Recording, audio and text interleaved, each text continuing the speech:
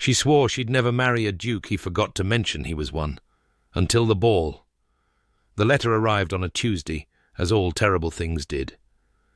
Arabella Thorne stood at the window of the cramped parlour, watching rain streak down glass that hadn't been properly cleaned in a fortnight.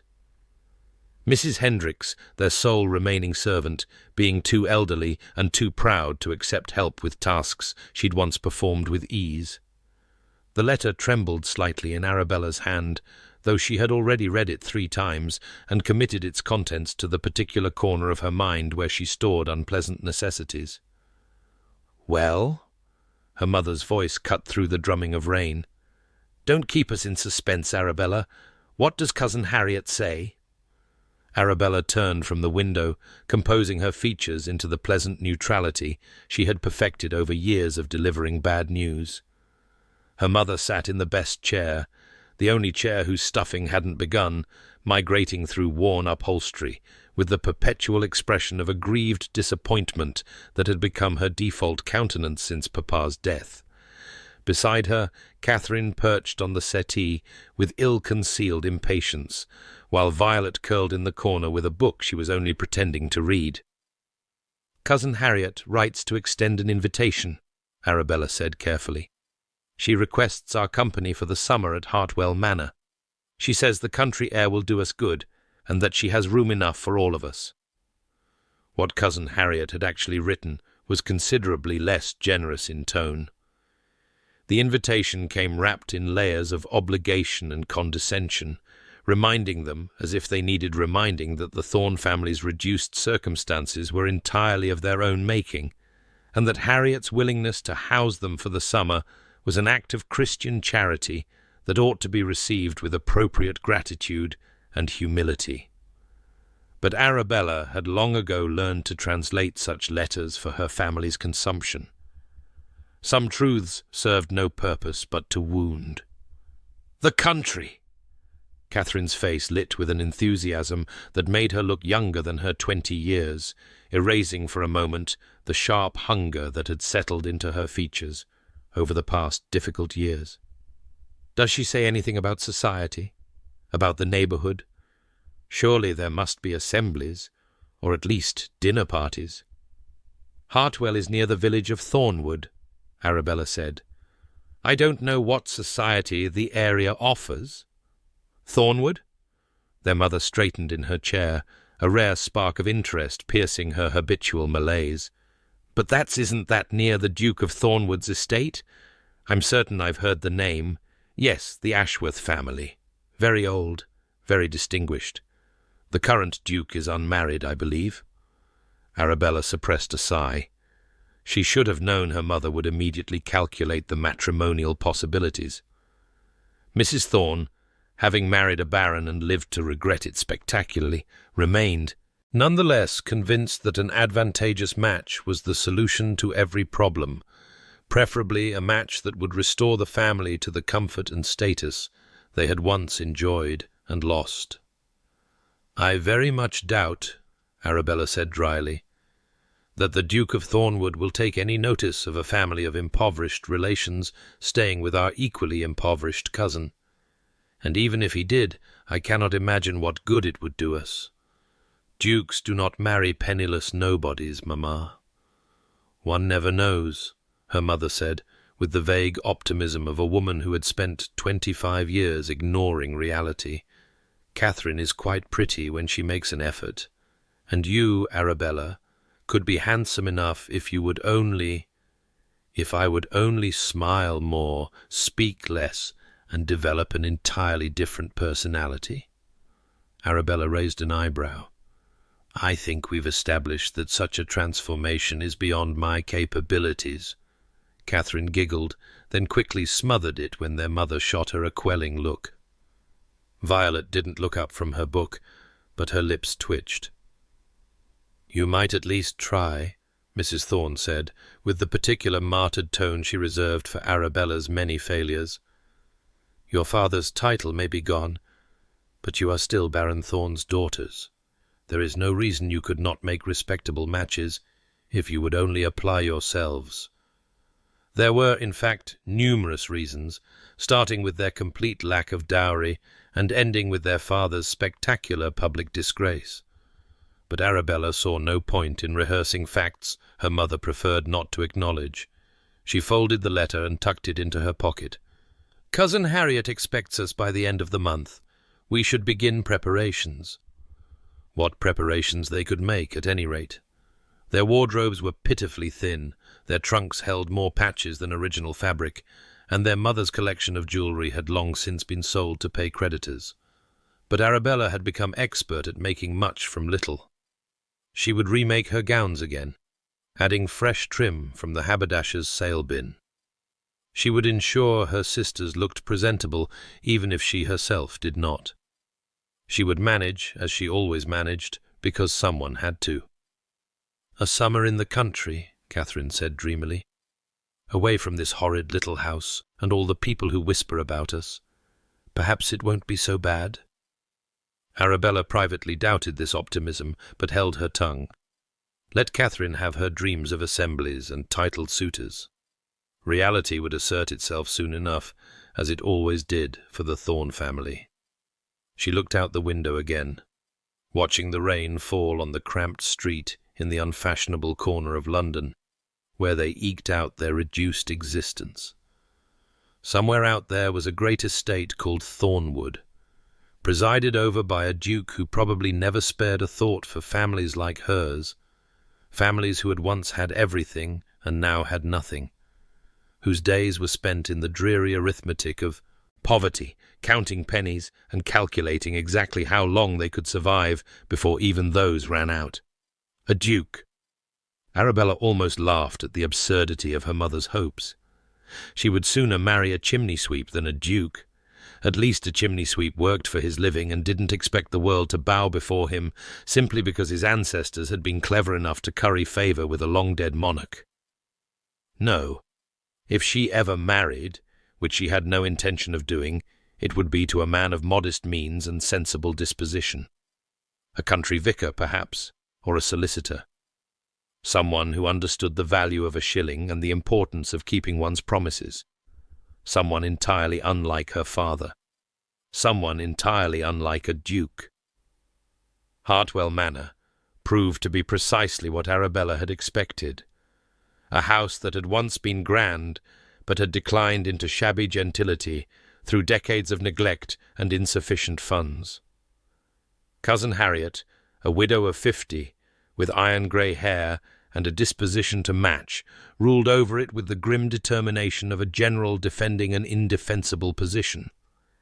She greeted them with the minimum of warmth required by familial duty, and made immediately clear, through 1,000 small slights, that they were guests on sufferance rather than welcome visitors.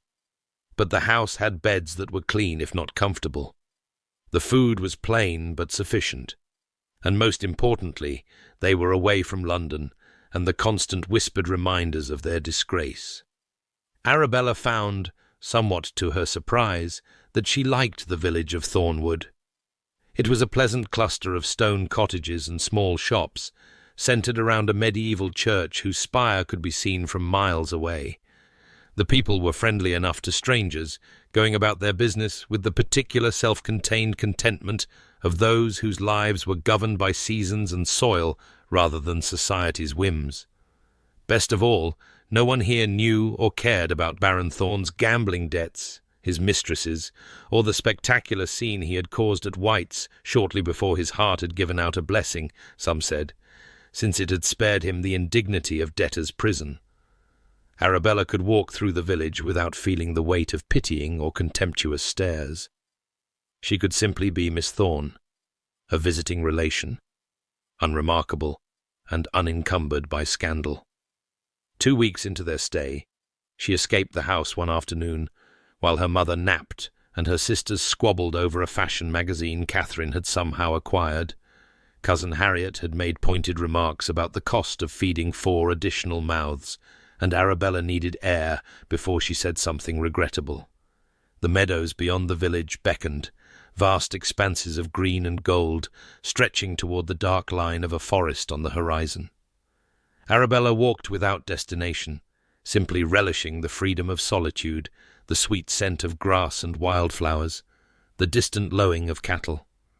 The sky was vast and blue above her, unmarred by London's perpetual haze of coal smoke. She had gone perhaps half a mile when her foot found the rabbit hole. The ankle twisted with a sickening wrench, sending her sprawling onto the grass with a cry of surprise and pain. For a moment she simply lay there, staring up at the clouds, cataloguing the damage. Not broken, she could move her toes, flex her foot, but certainly sprained, and badly enough that walking home would be an adventure. "Wonderful," she muttered to the uncaring sky. "Absolutely wonderful." She pushed herself to sitting and examined the offending ankle, already beginning to swell beneath her stocking. The walk home would take an hour at this rate, assuming she could walk at all. Cousin Harriet would be furious about the inconvenience. Her mother would lament loudly about doctors' fees they couldn't afford. Catherine would be annoyed that attention was diverted from her own concerns. "May I be of assistance?" Arabella's head snapped up, her heart lurching with surprise. She had been so absorbed in her misery that she hadn't heard anyone approach. A man stood several feet away, watching her with an expression of mild concern. He was tall, broad-shouldered, dressed in clothing that was well made but simple, no elaborate waistcoat or pristine cravat. Just a plain dark coat over a shirt that had clearly seen a day's wear. His hair was dark and dishevelled, falling across a forehead that bore the faint sheen of recent exertion. His face was striking rather than classically handsome, with strong bones and a firm jaw, but it was his eyes that caught her, grey as storm clouds, unexpectedly warm despite their cool colour. A land steward, she decided. Or perhaps an estate manager. Someone who worked for a living, at any rate, rather than merely existing on inherited wealth. "I seem to have found a rabbit hole with my ankle," she said, embarrassment sharpening her tone more than she intended. "I don't require assistance, merely a moment to collect myself." "Ah!" He moved closer, his gaze dropping to her obviously swelling ankle. "That moment appears to be taking rather a long time. The rabbit hole in question was quite victorious, I think." "Are you mocking me?" "I am observing the battlefield." He crouched beside her, and she caught the scent of him, clean linen, hoarse, something green and herbal. "May I?" Before she could protest, he had gently taken her ankle in his hands, probing with careful fingers. She hissed at a spike of pain. "Not broken," he announced, "but a nasty sprain. You won't be walking far on this today." I had arrived at that conclusion myself, thank you. She pulled her ankle from his grasp, aware that her cheeks were flushing and annoyed by it. "I simply need a moment's rest, and then you'll hobble half a mile across uneven ground and do yourself genuine injury." He raised an eyebrow in a way that reminded her irritatingly of her own habit. "I think not. Where are you?" "Staying. I'll help you home." "I don't even know who you are." "Sebastian Ashworth." He offered a slight bow, incongruously formal, given that he was crouched in a meadow beside a dishevelled woman. "At your service." Ashworth. The name tugged at her memory. Wasn't that the Duke's family name? But this plainly dressed man couldn't be the Duke himself. A distant relation, perhaps, employed on the estate in some capacity. "Miss Arabella Thorne," she said reluctantly. "I'm staying at Hartwell Manor, with my cousin, Mrs. Harriet Blackwood." "Mrs. Blackwood, of course. I know the property." He rose and extended his hand. "Come, Miss Thorne. I promise I have no nefarious intentions, merely a disinclination to leave injured women stranded in meadows." She looked at his hand, at his patient expression, at the undeniable reality of her throbbing ankle. Pride warred with practicality, and practicality, as always in her life, won. She took his hand. He pulled her up easily, steadying her as she found her balance on one foot. When she attempted a step and nearly crumpled, he made an exasperated sound and simply wrapped an arm around her waist. "Lean on me. I won't let you fall." They began the slow journey back toward Hartwell, her arm draped over his shoulders, his arm firm around her waist. It was shockingly improper. If anyone saw them, her reputation, such as it was, would be in tatters. But the alternative was crawling home on her hands and knees, and even Arabella's pride had its limits. "You're not from the area," he said after several minutes of silence. "I would have remembered you." Is that meant as a compliment or an observation? Simply a statement of fact. The village is small. New faces are noticed. "We arrived a fortnight ago. My mother and sisters and I are guests of Cousin Harriet for the summer." "Ah." He guided her around a patch of rough ground with the ease of long familiarity. "And how do you find Thornwood? Pleasant enough? Quiet? A welcome change from London?" "You don't care for London?" Arabella laughed, the sound more bitter than she intended. "I don't care for what London has become for my family. Once perhaps we might have enjoyed it. Now we merely endure it." She felt him glance at her, but didn't meet his eyes. Why was she telling a stranger this? She blamed the pain, the embarrassment, the peculiar intimacy of their position. "The village may be quiet," he said, "but it has its own pleasures. Good people, for the most part. A lending library that is better stocked than you might expect. Walking paths through the estate when one watches for rabbit holes. I shall endeavour to be more vigilant in future." They walked in silence for a while, the only sounds their footsteps and the occasional bird. Arabella became aware against her will that Mr. Ashworth smelled quite pleasant, and that his arm around her waist was steady and warm, and nothing like the grabbing hands of London dandies, who used any excuse to touch a woman.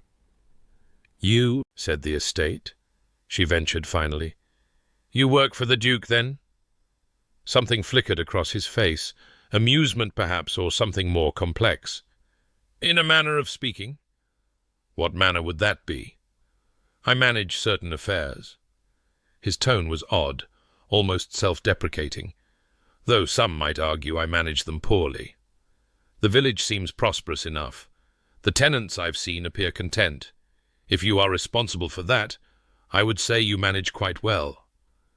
He turned his head to look at her, surprise evident in his grey eyes. "That's a generous assessment from someone who has known me all of 10 minutes and spent half that time annoyed with me." "I am capable of observing evidence and drawing conclusions. The cottages are well maintained. The fields are productive. The children are fed and clothed. These things do not happen by accident. Someone is doing their job properly." "And you attribute that to me rather than the Duke?" Arabella snorted. "The Duke? Please. Men like that don't trouble themselves with the welfare of their tenants. They collect the rents and spend them on horses and hunting and mistresses, leaving the actual work to men like you. If this estate is well run, I guarantee it is because someone beneath the Duke's notice is doing the running." Mr. Ashworth made a strangled sound that might have been a cough or a laugh. "You have strong opinions about dukes. I have strong opinions about the aristocracy in general. They are, in my experience, a collection of pampered children who have never done a day's honest work and wouldn't recognize responsibility if it introduced itself at a ball." "That seems rather sweeping." "Does it? I have known earls who gambled away their children's inheritance without a moment's thought, viscounts who made promises they never intended to keep, barons who—" She stopped abruptly, aware that she was about to reveal too much. Suffice it to say, my experience of titled gentlemen has not inclined me toward admiration. They had reached the edge of Hartwell's property now, the manor house visible in the distance. Mr. Ashworth was quiet for a long moment. "Not all titled men are the same," he said finally. "Some take their responsibilities seriously. Some spend sleepless nights worrying about their tenants, their estates, the weight of obligation they carry. Some never asked for the positions they hold and would give anything to set them down. Perhaps. Arabella's tone was skeptical. But I have yet to meet such a man, and I don't expect to meet one. The system itself corrupts, how could it not? When a man is told from birth that he is better than everyone around him, that his blood makes him special, that the world exists to serve his pleasure, how can he possibly grow into a decent person? You believe character is entirely shaped by circumstance? I believe circumstance shapes opportunity, and opportunity shapes choice, and choice reveals character. A duke has never had to choose between his integrity and his survival. How can we possibly know what he is made of? Mr. Ashworth was silent so long that Arabella wondered if she had offended him. When she glanced at his face, his expression was strange, almost pained. "You may be right," he said quietly. "Perhaps circumstance is everything. Perhaps we are all merely the product of our advantages and disadvantages." "I didn't say that." She frowned, feeling somehow that she had scored a point she hadn't intended to score. "I said the aristocracy, as a class, is corrupted by privilege. Individual exceptions may exist. I simply haven't encountered any." "Perhaps you haven't been looking in the right places. Or perhaps the right places don't exist." They reached the gate to Hartwell's garden, and Mr. Ashworth helped her through it, his arm still warm and steady around her waist. The kitchen door was visible now, and beyond it, the sure end of this strange interlude. "I should leave you here," he said. "I wouldn't want to cause talk by being seen with you in such a compromising position." "Compromising?" Arabella almost laughed. "Mr. Ashworth, I am a penniless spinster with a scandal-ridden family name. My reputation was compromised long before you found me in that meadow." His brows drew together. "You speak of yourself as if you were worthless." "I speak of myself as society sees me. There is a difference." "Is there? You seemed quite convinced of your own assessments earlier." She opened her mouth to deliver a sharp retort, then closed it again. He had a point, and she was too honest to deny it. "Perhaps I am harder on myself than I should be," she admitted, "but the world has given me ample reason to lower my expectations." "Then the world is a fool." He said it simply, matter-of-factly, as if stating an obvious truth. "Miss Thorne, I have known you less than an hour, and I can already see that you are intelligent, perceptive, honest to a fault, and possessed of a wit that would put half of London to shame. If society cannot see your worth, the failing is society's, not yours." Arabella stared at him, momentarily robbed of speech. No one had spoken to her like that in years, perhaps ever. Her father had called her his clever girl, but absently, the way he had done everything absently. Her mother had spent 2 decades trying to sand away her sharp edges, and the men of the ton, the few who had bothered to notice her at all, had made it clear that wit in a woman was an obstacle to be overcome, rather than a quality to be admired. "You don't know me," she said finally, her voice strange in her own ears. "You don't know anything about me." "I know you judge people by their actions rather than their titles. I know you love your family even when they frustrate you. I know you would rather crawl home on your hands and knees than accept help you believe you don't deserve." He smiled, and it transformed his face, warming those grey eyes until they were silver. "I know enough." "Mr. Ashworth, Sebastian." He stepped back, releasing her, and she suddenly felt cold despite the summer warmth. "My friends call me Sebastian. We are not friends. We are barely acquaintances." "Then perhaps we should remedy that."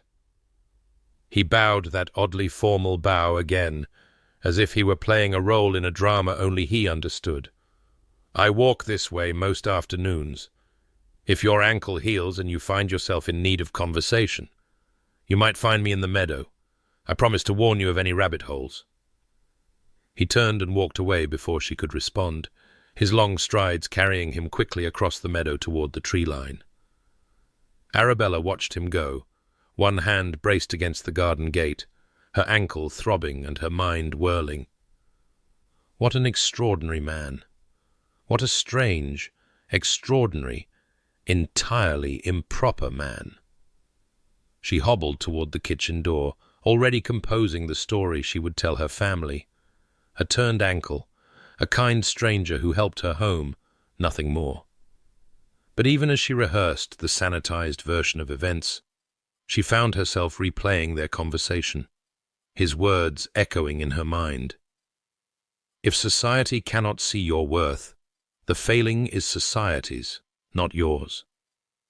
No one had ever said such a thing to her. No one had ever looked at her the way he had looked at her, as if she were a puzzle worth solving, a book worth reading, a person worth knowing. It meant nothing, of course. A chance encounter with a kind man who would forget her by tomorrow. She would probably never see him again. But as she limped into the kitchen and began the performance of explaining her injury, Arabella found herself hoping, against all evidence and reason, that she might. She saw him again 3 days later, in the village lending library.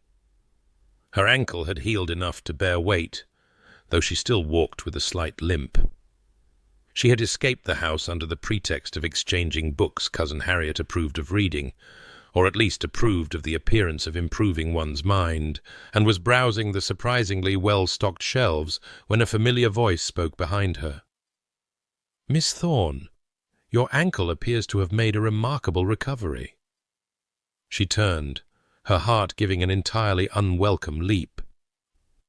Sebastian Ashworth stood in the narrow aisle between shelves, dressed as plainly as before, a book tucked under his arm. In the dim light of the library, his grey eyes seemed almost luminous. "Mr. Ashworth." She refused to use his Christian name, no matter how he had invited it. "I didn't expect to see you here. I come most weeks. The library is one of the village's finest amenities." He moved closer, examining the shelf she had been perusing. "Philosophy? I would have expected novels." "Why? Because I am a woman, and women are presumed to care only for romance and fashion. Because most people prefer fiction to philosophy. I made no assumptions about your sex." Arabella felt herself flush. "I apologize. I am too accustomed to defending myself against assumptions." "A habit born of necessity, I suspect." He pulled a volume from the shelf lock, she noticed, and leafed through it idly. "Though I would argue that novels are as worthy of serious attention as philosophy. Both attempt to make sense of human experience. They simply use different tools." "That is not a position I would expect from a—" She stopped, uncertain how to categorize him. "From a man of practical affairs." "A man of practical affairs?" He smiled, and again she was struck by how it transformed his face.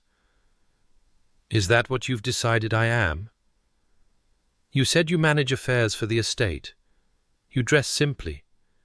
You speak intelligently, but without the elaborate posturing of the educated elite. You seem to know the land intimately. What else would you be? Perhaps I am a philosopher who manages affairs on the side. Now you're mocking me again. I am suggesting that people are rarely as simple as our categories would make them. A man may be many things at once." He replaced the lock and selected a different volume, this time a novel she recognized. "Have you read this?" It was Fanny Burney's Evelina. Arabella nodded. "Twice. I found it both entertaining and pointed. Miss Burney has a sharp eye for society's hypocrisies." "She does, though I wonder if she is too kind to her heroine. Evelina's innocence protects her from consequences that would destroy a less fortunate woman." "You think virtue should be punished?" "I think virtue without power is vulnerable, and vulnerability without protection leads to suffering. The novel ends happily because Evelina is beautiful, well-born, and lucky. What of the women who share her virtue but not her advantages?" Arabella stared at him. "That is, A remarkably sophisticated analysis. I told you, novels deserve serious attention. He returned the book to the shelf and turned to face her fully. Miss Thorne, I find myself in need of intelligent conversation. The village offers many pleasures, but intellectual discourse is not chief among them. Would you do me the honor of walking with me? The weather is fine, and I know a path that is entirely free of rabbit holes. It was improper. It was unwise. It would certainly set tongues wagging if anyone saw them. But Arabella thought of the endless hours at Hartwell, listening to her mother's complaints, and her cousin's pointed remarks, and Catherine's romantic fantasies. She thought of the crushing weight of her responsibilities, the constant performance of competence and contentment she was required to maintain. She thought of how long it had been since anyone had spoken to her as if her mind mattered. "Very well," she said. "But I warn you, Mr. Ashworth, I argue when I disagree. If you are seeking a companion who will simply nod and smile, you have chosen poorly." His grin widened. "Miss Thorne, if I wanted someone to nod and smile, I would speak to a mirror. I chose you precisely because I expect you to argue." The walk became walks, plural, then regular walks, then something Arabella hesitated to name, but increasingly looked forward to. They met in the meadow, or at the library, or occasionally in the village when chance, or perhaps not chance, brought them to the same place at the same time. They walked for hours, discussing everything: philosophy and politics, literature and history, the state of England's economy and the futures of her sisters, and his opinions on farming methods and her memories of London before her family's fall. Sebastian was, she discovered, the most interesting man she had ever met. He was well read beyond anyone she had known, his mind ranging easily across disciplines and centuries. But he wore his learning lightly, using it to illuminate rather than to impress. He listened when she spoke, truly listened, with an attention that made her feel seen in a way she had never experienced. When they disagreed, as they often did, he engaged with her arguments rather than dismissing them, meeting her point for point with a respect that was almost disorienting. And yet, for all his openness, there were things he did not speak of. He deflected questions about his past with practiced ease. He never mentioned family, or how he came to work on the estate, or what his life had been before he appeared in that meadow like some benevolent spirit. When she pressed, he changed the subject. When she pushed harder, he retreated into silence. "You are a man of mysteries, Mr. Ashworth," she said one afternoon, as they walked along the edge of a stream that marked the boundary between Hartwell's property and the Thornwood estate. "Sebastian," he corrected, as he always did, "and all men have mysteries. The interesting ones simply have more of them." "Is that meant to be charming? Is it working?" Arabella suppressed a smile. "You are deflecting again." "I am protecting my air of intrigue. If I told you everything, you might find me disappointingly ordinary." "I somehow doubt that."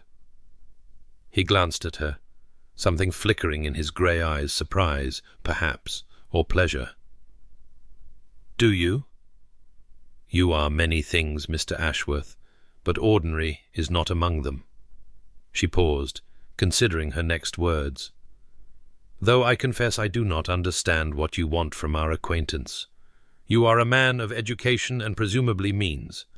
I am a spinster of no fortune and less prospects. There are other women in this village, women who could offer you companionship without the taint of association with a disgraced family." Sebastian stopped walking. When she turned to face him, his expression was more serious than she had ever seen it. "Is that truly what you believe? That I seek your company, despite your circumstances, rather than because of who you are?" "I believe you must have reasons for spending time with a woman who has nothing to offer." "Nothing to offer?" He repeated the words as if tasting something bitter. "Miss Thorne, Arabella." He used her Christian name for the first time, and something trembled in her chest. "You offer wit, intelligence, honesty, and a perspective unlike anyone I have ever known. You challenge my assumptions and sharpen my thoughts and make me laugh when I had forgotten how. If you believe that to be nothing, then we must have very different definitions of value." She should have had a response. She always had a response. She was Arabella Thorne, sharp-tongued and quick-minded, never at a loss for words. But standing there in the afternoon sunlight, with Sebastian Ashworth looking at her as if she was something precious, she found herself entirely without speech. "I don't—" she began, then stopped, started again. "I am not accustomed to being seen, to being valued, to being told truths about yourself that the world should have shown you long ago." "Yes." Her voice was barely a whisper. "All of that." He stepped closer, close enough that she could see the individual shades of grey in his eyes, the slight crook in his nose where it had perhaps once been broken, the fine lines at the corners of his mouth from smiles she was only beginning to know. "Then let me tell you another truth," he said softly. "I have never met anyone like you. I have known duchesses and diamonds of the first water, women groomed from birth to charm and captivate, and not one of them has made me feel the way I feel when you argue with me about the merits of Locke versus Rousseau. I am not spending time with you despite who you are. I am spending time with you because of who you are. The circumstances are irrelevant." Arabella's heart was beating so hard she was certain he must hear it. "You said you have known duchesses." Something shifted in his face, a flicker of what might have been alarm, quickly suppressed. "In passing, the world of great estates is smaller than you might think. You speak as if you move in that world, but you said, 'I said I manage affairs for the estate,' which is true." He took a breath, visibly composing himself. "Arabella, I want to tell you there are things I should explain." A shout interrupted him. They both turned to see Violet running toward them across the meadow, her skirts hiked to her knees, her hair flying loose from its pins. "Arabella! Arabella, come quickly!" All the warm confusion of the moment evaporated, replaced by cold dread. Arabella caught her youngest sister as Violet stumbled to a halt, gasping for breath. "What is it? What's happened?" "It's Mamma. She received a letter. She's been crying for an hour." Violet gulped air, her words tumbling over each other. "Catherine says we're ruined again, even more ruined than before, and Cousin Harriet is threatening to throw us out. And slow down." Arabella gripped Violet's shoulders firmly. "Breathe. Tell me clearly." "I don't know clearly. No one will tell me anything. But Catherine said there was a debt Papa owed that we didn't know about. And the man has found us. And he wants the money, or I don't know what he'll do.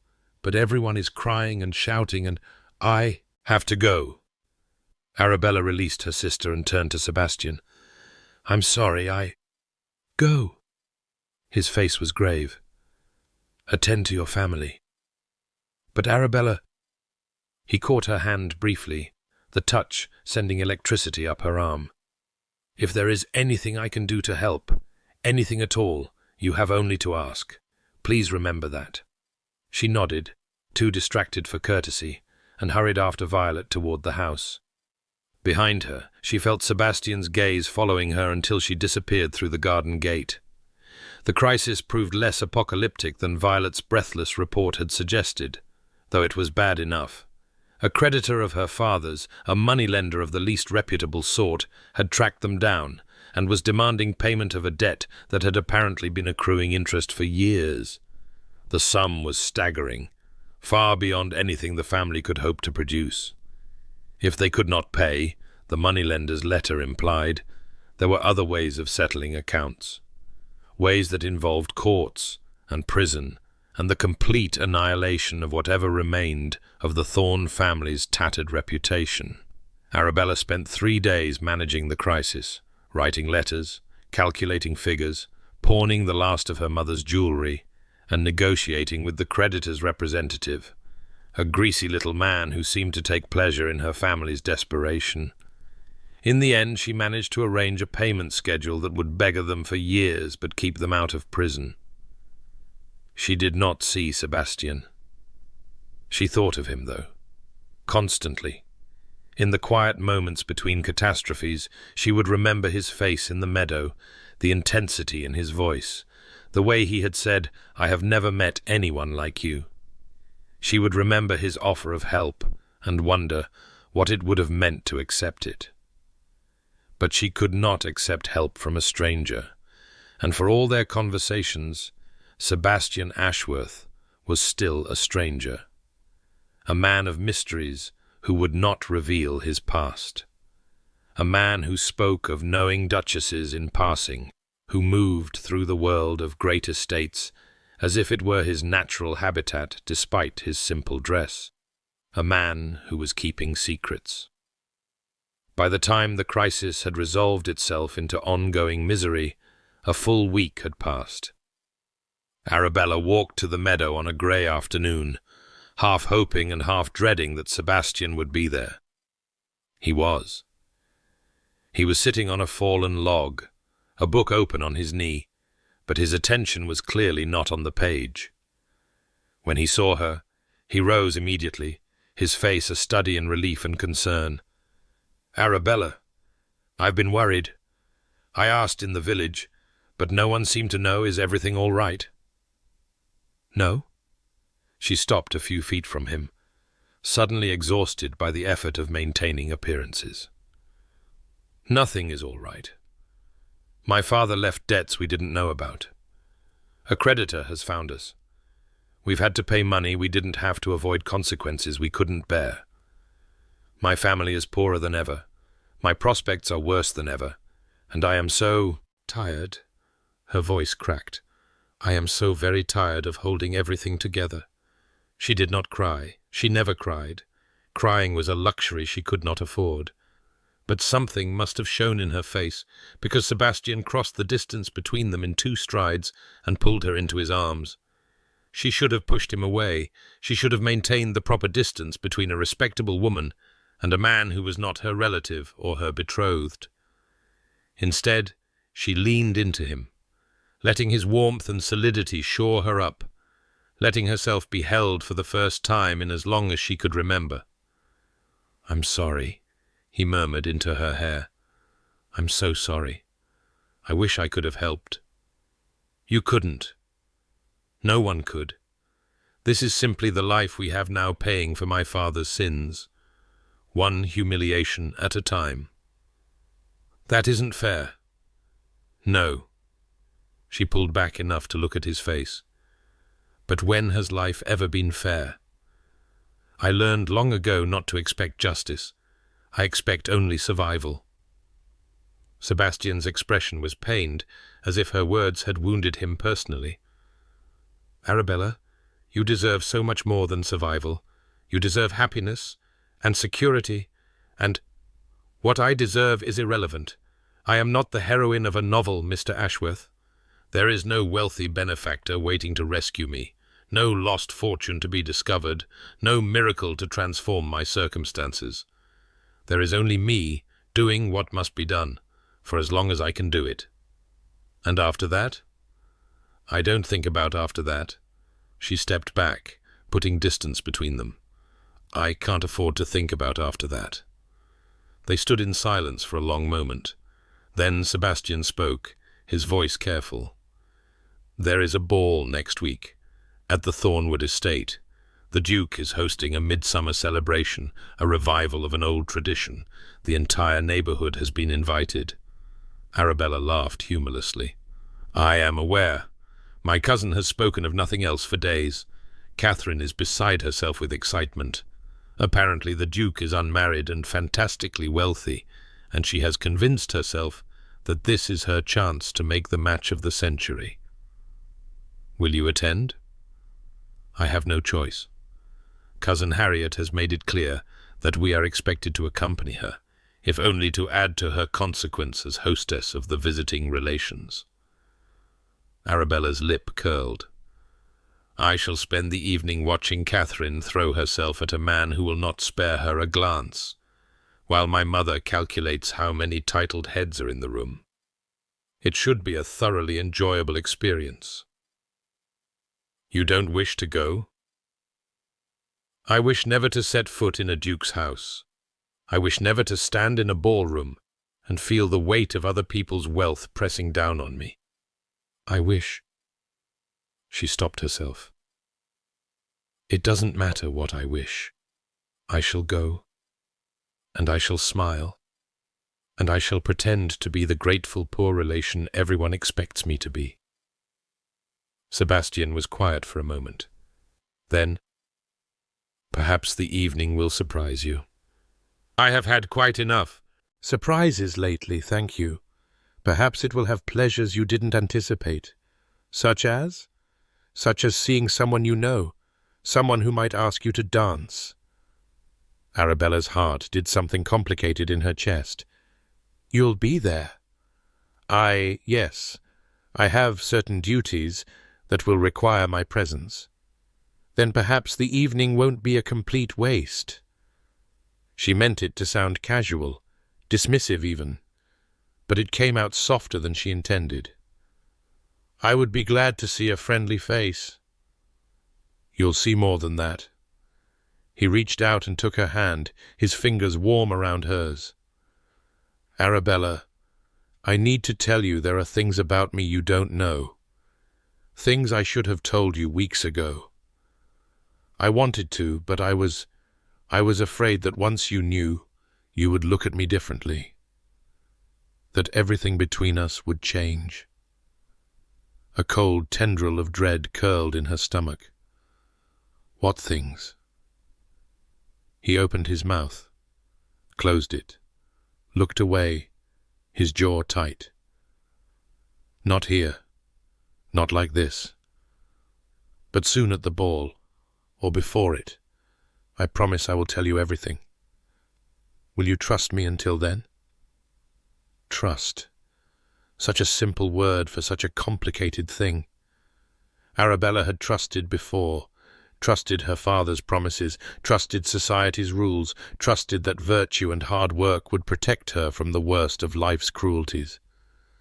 She had learned through painful repetition that trust was a luxury the vulnerable could not afford.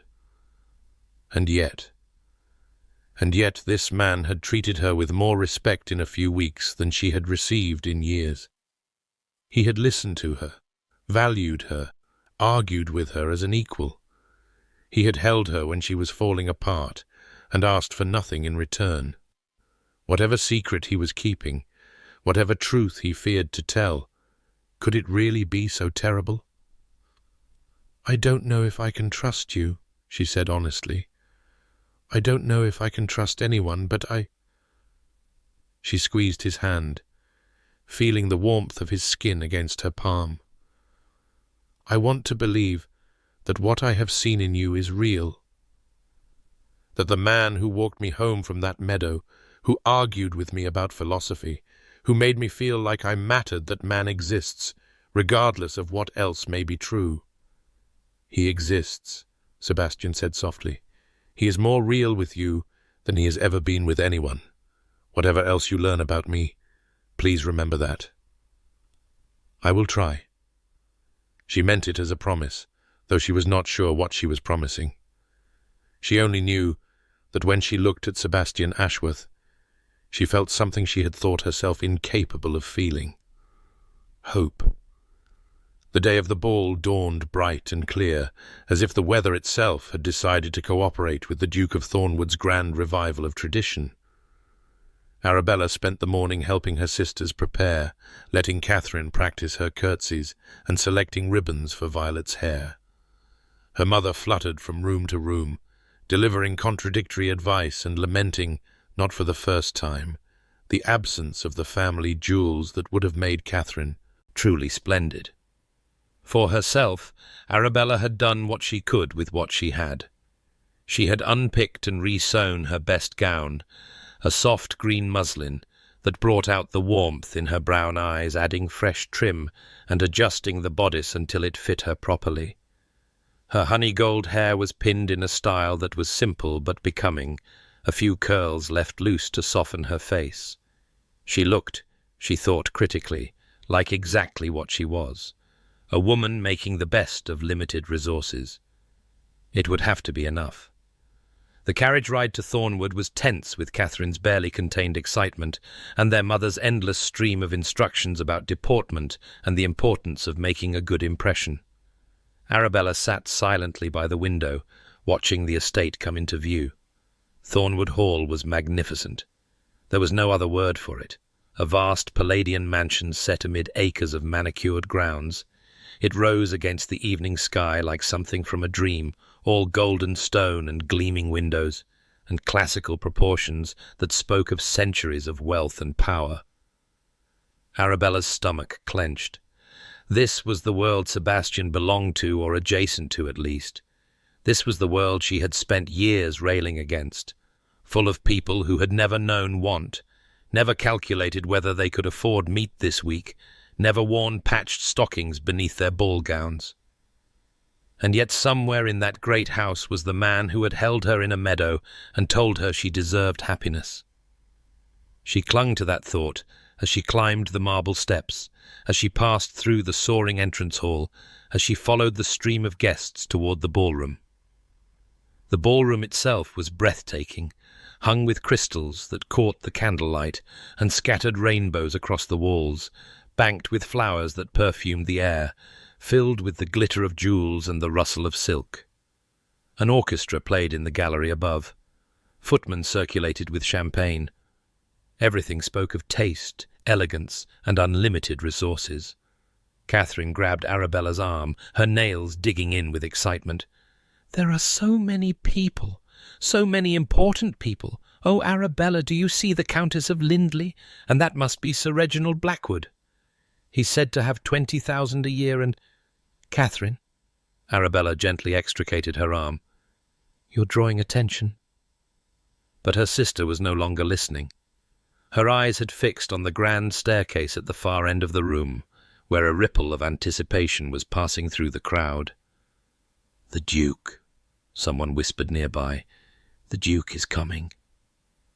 Arabella looked up, curious despite herself. The mysterious Duke of Thornwood, whose estate she had been walking for weeks, whose tenants spoke of him with such surprising warmth. She realized suddenly that she had never asked Sebastian what the Duke was like. Perhaps Sebastian would introduce her. Perhaps she would finally see for herself whether this particular Duke was any different from the rest of his kind. The major domo appeared at the top of the stairs, his voice carrying across the suddenly hushed room. "His Grace, Sebastian Ashworth, the Duke of Thornwood." Arabella's heart stopped. She knew the man who descended those stairs. She knew the dark hair falling across his forehead, the grey eyes that had watched her argue about philosophy, the tall form that had held her upright when her ankle gave way. She knew him as she knew her own reflection. But he was not wearing plain clothes now. He was dressed in the full evening regalia of his rank midnight blue coat that emphasized his broad shoulders, snowy white cravat tied to perfection, diamond pin winking at his throat. He moved with an assurance she had never seen in him before, a natural command that transformed his quiet intensity into something almost regal. The Duke of Thornwood. Sebastian. Her Sebastian. No, not hers. Not anything. A duke. A duke who had lied to her for weeks, who had listened to her rail against the aristocracy while concealing that he was its apex predator, who had let her believe he was different. Their eyes met across the ballroom. She saw recognition in his face, and hope, and something that looked terrifyingly like pleading. She turned away. "Arabella?" Catherine's voice seemed to come from very far away. "Are you all right? You've gone quite pale." "I need air." The words scraped past the tightness in her throat. "I need excuse me." She pushed through the crowd, ignoring the startled looks, ignoring her mother's hiss of disapproval. She had to get out of this room, away from the lights and the music and the terrible, shattering truth. He was a duke. All this time, all these weeks, he was a duke, and she was a fool. The terrace was blessedly empty, the other guests still inside watching the duke make his entrance like courtiers attending their king. Arabella gripped the stone balustrade and forced herself to breathe in through her nose, out through her mouth, the way she had taught herself during the worst days after Papa's death, when the creditors came calling, and her mother took to her bed and the entire weight of their ruined world had settled on her shoulders. She would not cry. She would not give him that satisfaction. The French doors opened behind her. She didn't need to turn to know who it was. Arabella, Your Grace. She invested the title with all the contempt she could muster. I believe we have not been properly introduced. I am Miss Thorne, a penniless nobody of no consequence whatsoever. And you, I have just learned, are the Duke of Thornwood. How delightful to make your acquaintance at last. Please. His voice was raw in a way she had never heard it. Please, let me explain. Explain what exactly? She turned to face him then, and the sight of him in his ducal finery sent a fresh wave of fury through her veins. Explain how you lied to me for weeks, how you let me believe you were a land steward or some such. Let me pour out my heart about my family and my circumstances and my opinions about the aristocracy, all while secretly laughing at the naive little fool who didn't know she was being played for entertainment. I never laughed at you. You never told me the truth. Her voice cracked on the words, and she hated herself for showing weakness. I asked you, Sebastian. I asked you directly what you did, and you said you managed affairs for the estate. You let me assume. I know what I let you assume. He took a step toward her, and she stepped back, keeping the distance between them. Pain flashed across his face. I know, and I have no excuse. I should have told you from the beginning. I meant to tell you. Every day I meant to tell you, and every day I found another reason to wait. What reasons could possibly justify? Because you looked at me like I was a person. The words exploded from him with an intensity that momentarily shocked her into silence. You argued with me, challenged me, treated me like an equal rather than a title. Do you know how long it has been since anyone did that? Do you know what it is like to walk through the world, knowing that everyone who speaks to you is calculating your worth, measuring your influence, wondering what they can gain from your favor? My heart bleeds for you, Arabella said coldly. The poor Duke, so burdened by his wealth and power, and the endless attention of those who wish to benefit from his patronage. However do you bear it? You don't understand. I understand perfectly. You were bored with being fawned over, so you decided to play act as a common man. And I was your entertainment, the sharp-tongued spinster who didn't know her place, who said amusing things about aristocrats not knowing that she was speaking to one. Tell me, did you go home after our conversations and laugh about me with your servants? Did you describe the scene to your friends, the ridiculous Miss Thorne, who thought she was being courted by a land steward? Courted? Something shifted in his expression. Is that what you thought? That I was courting you? The question hit her like a blow. Because yes, that was what she had thought, had hoped, had begun to let herself believe despite every instinct that warned her against it. She had thought Sebastian Ashworth, humble estate manager, was falling in love with her. She had thought that perhaps, against all odds, she had found someone who saw her true worth. And now she discovered that the man she had been falling for didn't exist. It doesn't matter what I thought, she said, her voice going flat and cold. What matters is that you deceived me. You let me believe. She stopped, unwilling to reveal the full extent of her foolishness. You let me believe a lie, and now, Your Grace, I would appreciate it if you would leave me alone. I'm certain you have guests to attend to, important people who know who you really are. Arabella, please. Miss Thorne, she rapped, the formality around herself like armor. We are not friends. We never were. I was merely a diversion, and the diversion is now ended. She moved to push past him, to return to the ballroom, where at least she could lose herself in the crowd. But he caught her arm gently, but firmly enough to stop her. What you saw in me was real, he said quietly. The man who walked with you, talked with you, argued with you about philosophy and novels and the state of England, that was me. The truest version of me. Not the Duke, not the title, not the role I was forced into when my brother died, and my world fell apart. Just Sebastian. Just the man who fell in love with you. Arabella's heart clenched painfully at the words, but she forced herself to ignore the flutter of hope they sparked.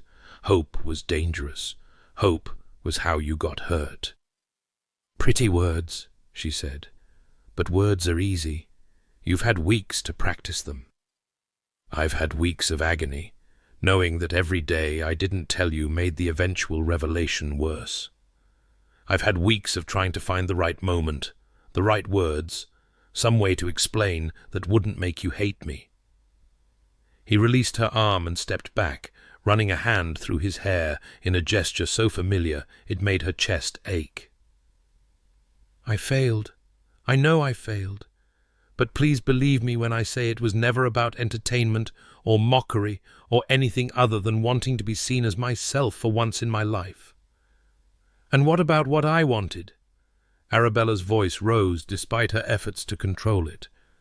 I wanted to be seen too, Your Grace.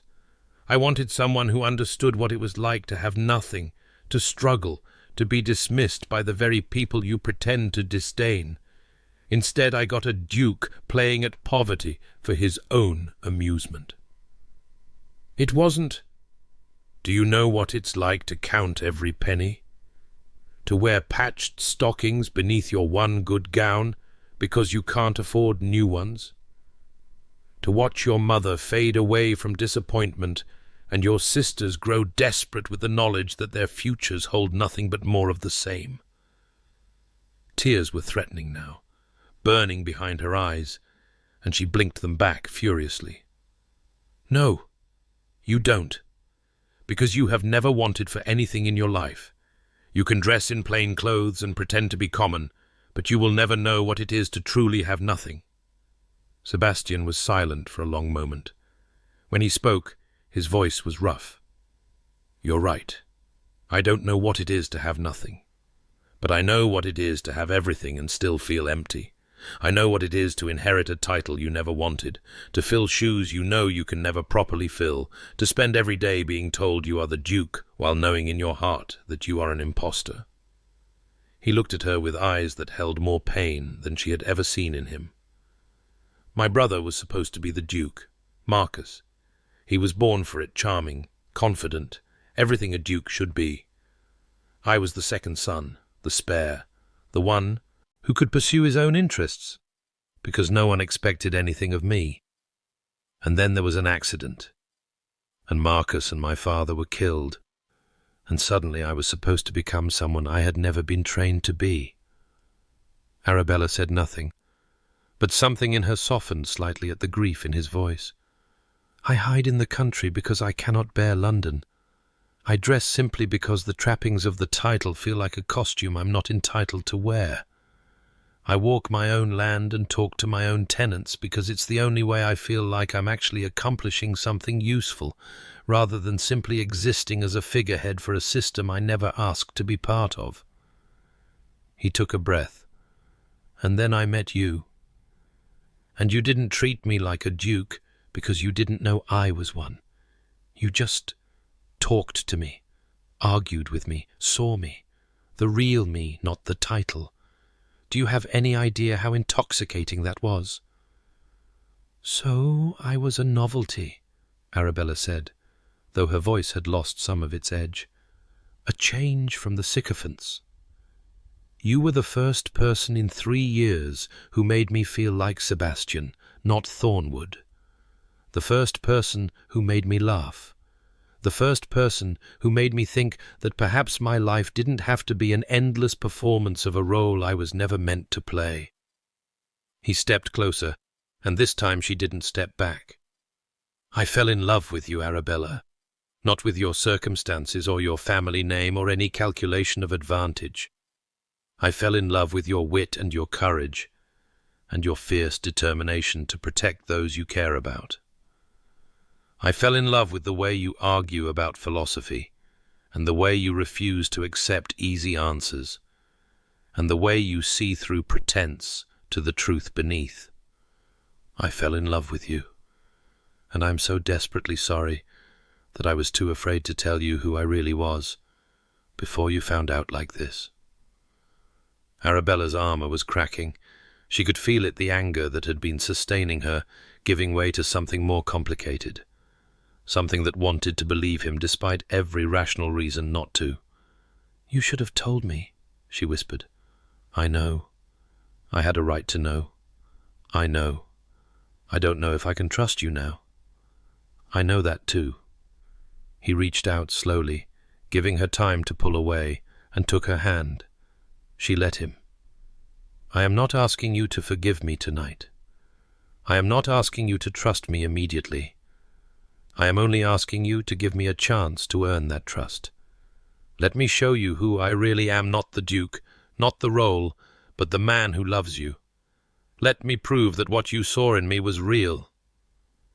Arabella looked at their joined hands, his fingers warm around hers. She thought of all the conversations they had shared, all the moments of connection that had felt so genuine. She thought of the way he listened to her, valued her, treated her as an equal. And she thought of her father, who had also made promises, who had also sworn that everything would be fine. "I can't," she said, pulling her hand away. "I can't do this, Sebastian. Not tonight. Maybe not ever. I need time to think. I need to understand what was real and what was performance. It was all real. Everything between us was real. You'll forgive me if I don't simply take your word for that." She straightened her spine, pulling together the fragments of her composure. "I'm going to return to the ballroom now. I would appreciate it if you would not follow me." She saw the protest form on his lips, saw him struggle with it and finally swallow it back. "As you wish," he said quietly. "But Arabella, Miss Thorne—" He caught himself, respecting the distance she had demanded. "I meant what I said, every word, and I will wait as long as you need."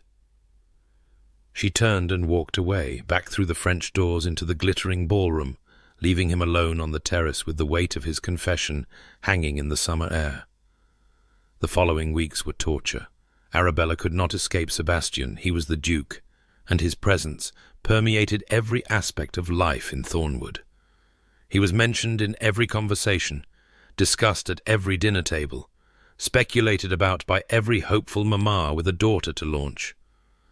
Catherine spoke of nothing else, analysing his appearance at the ball, his brief interactions with various guests, his rumoured fortune, and his notable lack of a duchess. "He seemed quite distracted during the ball, didn't you think?"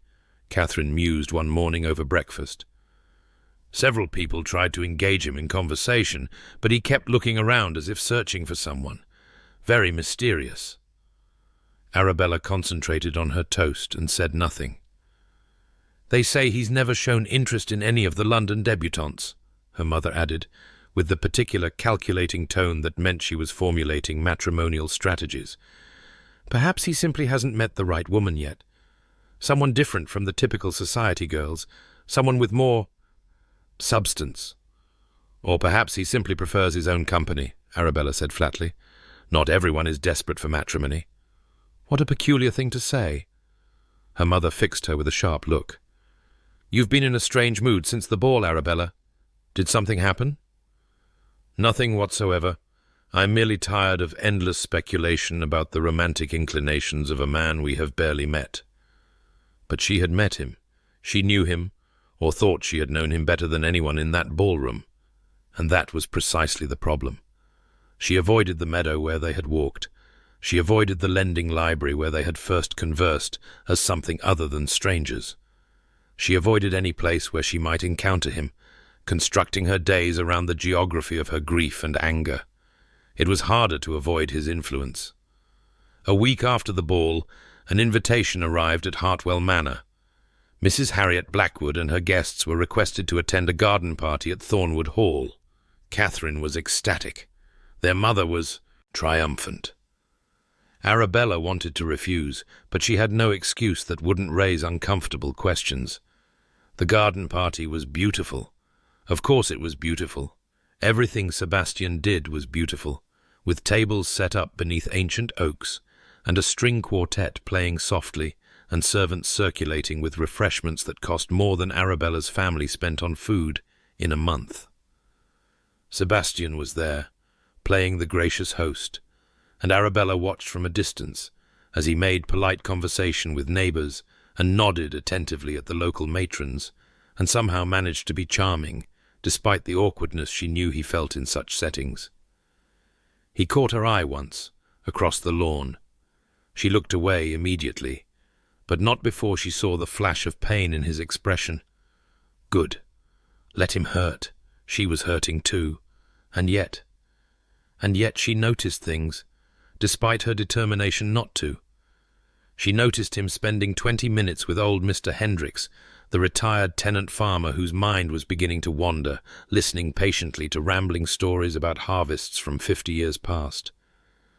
She noticed him slipping coins to the children who peered through the hedges, shooing them away with gruff affection rather than having them chased off. She noticed the servants looking at him with genuine warmth, rather than the terrified deference she associated with aristocratic households. These things meant nothing, she told herself. A duke could be charming, and still be a liar. A duke could treat his tenants well, and still be unworthy of trust. But the observations accumulated, despite her best efforts. The second week after the ball, Catherine came home flushed with excitement to announce that she had been approached at church by a most charming gentleman, a Viscount Harrington, lately arrived in the area and staying at an inn while he conducted some manner of business. He had expressed admiration for her beauty and wit, and he had asked permission to call. Arabella felt a prickle of unease at the description. What sort of business would bring a Viscount to Thornwood? I don't know, and I don't care. He's a Viscount, Arabella, with an estate in Hampshire, and oh, you should have heard the way he spoke to me. Like I was the most fascinating woman in the room. Catherine, don't, Arabella. Don't start lecturing me about being careful or sensible or any of the other things you always say. I know you think I'm foolish, but I'm not. I know what I want, and I want a chance at happiness. Is that so wrong? Arabella swallowed her warnings. Her sister was right, she did lecture, did assume the worst, did approach every potential suitor with suspicion. Perhaps this time she was being unfair. Perhaps this Viscount was exactly what he seemed. But the unease remained. Over the following days, Viscount Harrington became a regular presence at Hartwell Manor. He was handsome in a sharp, polished way that Arabella instinctively distrusted all surfaces and no depth, like a portrait that looked impressive until you examined the brushwork. He said all the right things, paid Catherine all the right compliments, and somehow never quite answered direct questions about his estate or his family or his reasons for being in Thornwood. I don't like him, Arabella told Violet one afternoon when they were alone in the garden. Neither do I, Violet said matter-of-factly. She was 17, but she had always been the most perceptive of the three sisters, watching and listening while others talked. He reminds me of father. The observation struck Arabella like a physical blow. She had been struggling to articulate what exactly bothered her about the Viscount, and Violet had captured it in 5 words. He did remind her of father, the charm that felt practiced rather than genuine, the evasiveness about finances, the way he focused on what he wanted without seeming to consider what anyone else needed. Have you told Catherine? She wouldn't listen. She's determined to see a fairy tale. Violet pulled absently at a blade of grass. I've tried to hint, but she just accuses me of jealousy. What should we do? I don't know. Watch, I suppose. Be ready to catch her when it falls apart. It was a bleak assessment from a 17-year-old, and Arabella's heart ached for her youngest sister, who had already learned that fairy tales were lies and hope was dangerous. The following Sunday, Sebastian approached her after church. She saw him coming and braced herself, constructing walls of ice around her heart. He stopped at a respectful distance, not presuming to take her hand or speak with any intimacy. "Miss Thorne, I wonder if I might have a word." "Your Grace." She kept her voice flat, formal. "I believe I made my feelings clear at the ball." "This is not about—" He stopped, glanced around at the milling congregation, lowered his voice. "This is about your sister, about the man who has been calling on her." Arabella's defences flickered. "You know something about Viscount Harrington?" "I know enough to be concerned." His grey eyes were troubled. "I hesitated to speak because I knew you would think I was interfering, or that I had ulterior motives, or—" He ran a hand through his hair in that familiar, frustrated gesture. "But I cannot in good conscience remain silent when I see your sister in danger." "What kind of danger?" "The Viscount, his name is not Harrington. It's Hertford. He was Lord Hertford until last year, when he was stripped of his title following a scandal involving a young woman in London, a young woman he promised to marry and then ruined and abandoned." Arabella's blood ran cold. "You're certain?" "I recognized him at my garden party. I knew him slightly in London before my brother died. His reputation was already questionable then. Now it's non-existent. He preys on vulnerable young women, particularly those with connections but no fortune. He charms them, compromises them, and then—" Sebastian's jaw tightened. "I don't know what his game is here, but I don't believe for a moment that he genuinely intends to marry your sister." "Why didn't you say something sooner?" "I tried to find a way to warn you without—" He broke off, frustration evident in every line of his body. "Every way I imagined approaching you seemed like manipulation, like I was using the situation to force you to speak with me. But your sister's safety matters more than my pride, more than whatever chance I might still have with you." Arabella's anger warred with gratitude, with the recognition that he was doing exactly what she would have wanted, putting Catherine's well-being above his own interests. It was the action of an honourable man, and she didn't know what to do with that. "Thank you for telling me," she said finally. "I will speak with Catherine. She may not believe you. Hertford is very convincing, and she is, forgive me, very determined to believe what she wants to believe." "I know my sister." "I know you do, but sometimes knowing isn't enough." He hesitated, then said, "If there is anything I can do to help, anything at all, you have only to ask. I mean that, Miss Thorne. Whatever you may think of me, I am not your enemy." He bowed and walked away before she could respond, leaving her standing in the churchyard with the weight of his warning heavy in her chest. Catherine did not believe her. "You're making this up," she said flatly when Arabella confronted her that evening.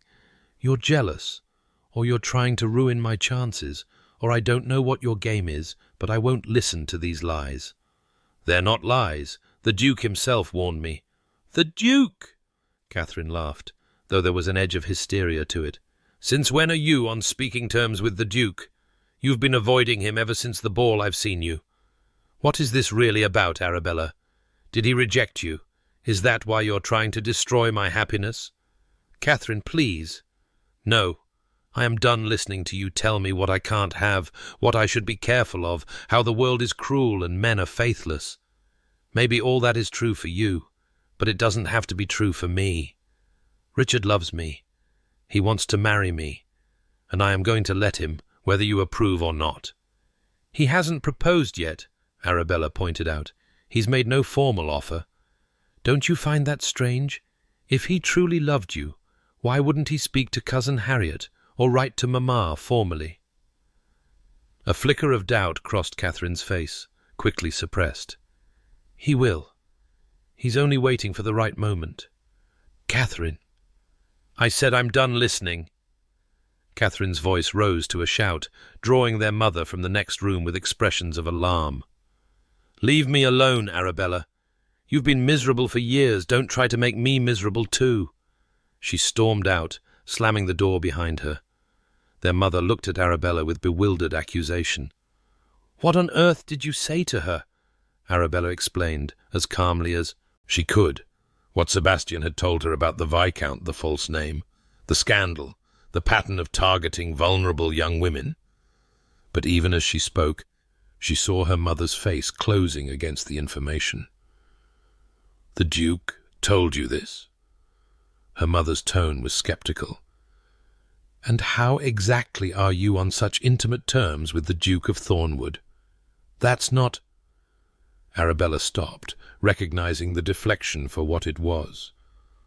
What matters is the warning, not its source. What matters is that you are trying to ruin your sister's chances with unsubstantiated gossip. Viscount Harrington is a perfectly respectable gentleman. He has treated Catherine with nothing but proper attention. His name isn't Harrington. He was stripped of his title for enough.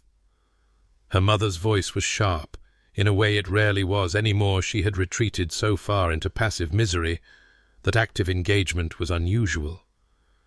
I will not hear another word against the Viscount. Your sister deserves happiness, and I will not let your bitterness take that from her. Arabella stared at her mother, seeing for perhaps the first time the depth of denial that had sustained her through years of disappointment. Mrs. Thorne had married a baron and lost everything. She was desperate for one of her daughters to redeem that loss, to prove that the gamble had been worth it, to restore the family to the status they had once enjoyed. She would believe almost anything that supported that hope, and disbelieve almost anything that threatened it. Mamma, Arabella said quietly, I am not bitter. I am trying to protect Catherine from a man who will hurt her. You are protecting no one but yourself. You have always been jealous of Catherine's beauty, her charm. That's not true. And now that she has a chance at a brilliant match, you cannot bear to see her succeed where you failed. The accusation hit its mark, as it was designed to. Arabella had spent her whole life being the sensible one, the practical one, the one who kept the family together while her mother mourned and her sisters dreamed. And for all that effort, she was apparently still seen as the bitter spinster, the obstacle to be overcome rather than the foundation to be relied upon. Fine, she said, her voice flat with exhaustion. Believe what you want. But when this falls apart, when the Viscount shows his true colours and Catherine is left with nothing but regret, remember that I tried to warn you. She turned and walked out of the room, out of the house, into the garden where the evening air was cooling toward night.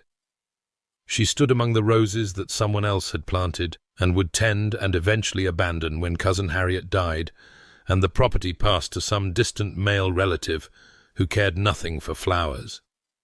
Everything in her life felt like that borrowed, temporary, subject to forces beyond her control. A footstep on the path made her turn. Violet stood in the doorway, her young face tight with concern. I believe you, she said, about the Viscount, about everything. Thank you. The words came out rough with unshed tears, but believing won't be enough to save her. Then we'll have to find another way. Arabella looked at her youngest sister, 17 years old, too wise for her age, carrying burdens no young woman should have to carry. And despite everything, despite the hopelessness of the situation and the overwhelming odds against them, Arabella felt a spark of determination reignite in her chest.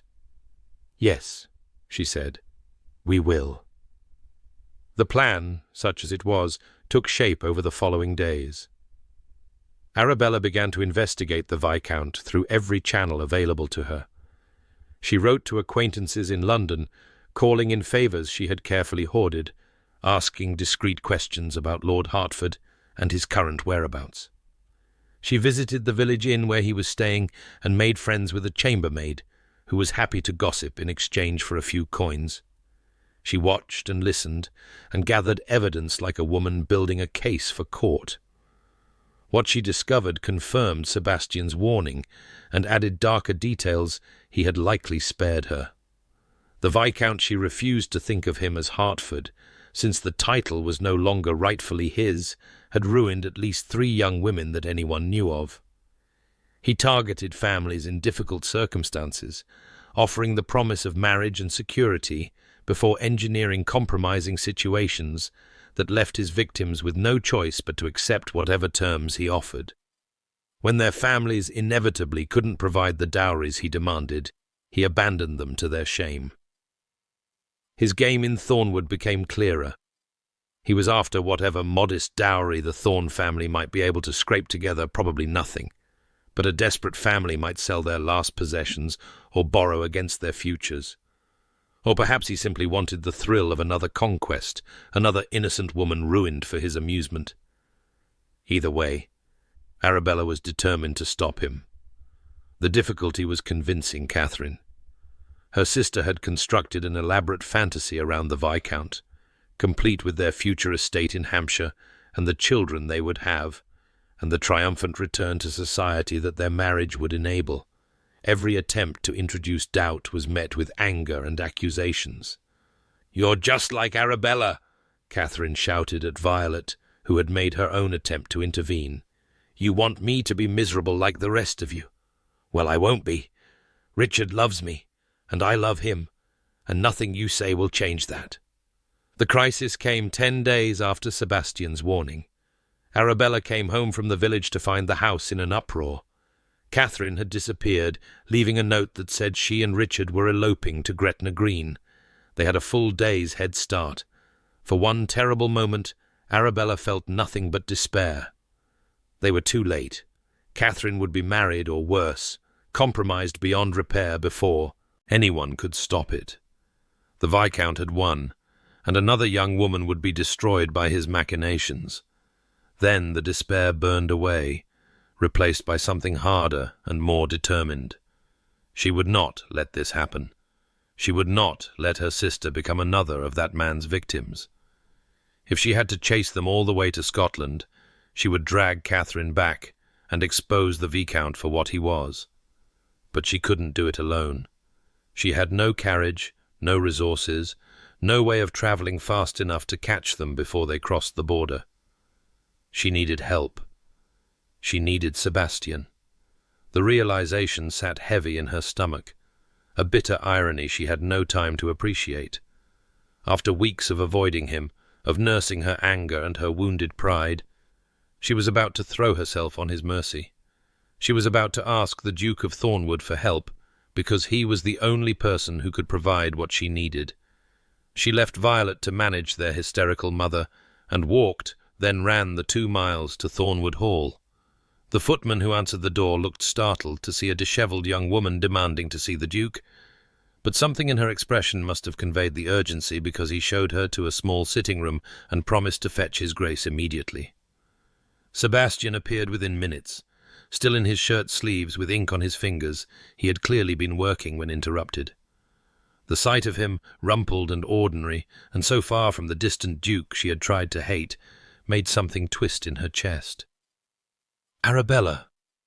Her Christian name slipped out before he could stop it, his face pale with concern. "What's happened? Are you hurt?" "Catherine has eloped." The words came out in a rush. "With the Viscount. They left yesterday. They're heading for Gretna Green. I have to stop them, but I have no way. I can't. Wait." He crossed to her, took her hands, steadied her. "Breathe. Tell me everything." She told him the failed warnings, her mother's denial, Catherine's determination to believe the fairy tale, and finally the devastating note that shattered all hope of a quiet resolution. Through it all, Sebastian listened intently, his expression growing grimmer with every detail. "They have a full day's head start," he said when she finished. "If they're travelling by post, they'll be changing horses regularly. They could be as far as Carlisle by now." "Then we're too late." "Not necessarily." His jaw set with determination. "I have fast horses and a light curricle.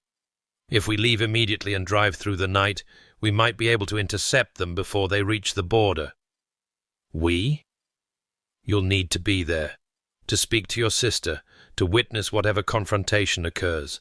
And he hesitated. "I know Hertford. I know his weaknesses. I may be able to stop him in ways you cannot." Arabella should have hesitated.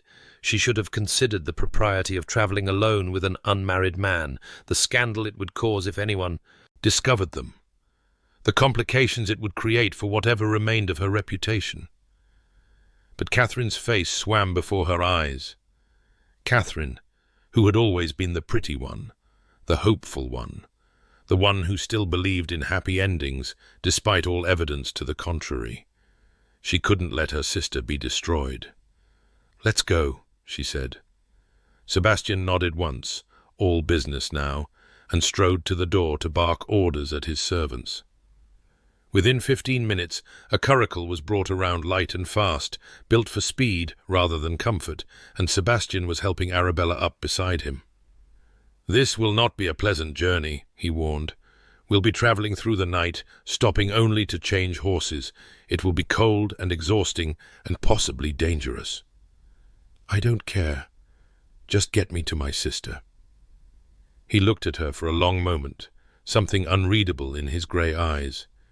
Then he picked up the reins and urged the horses forward, and they flew down the drive toward the road north.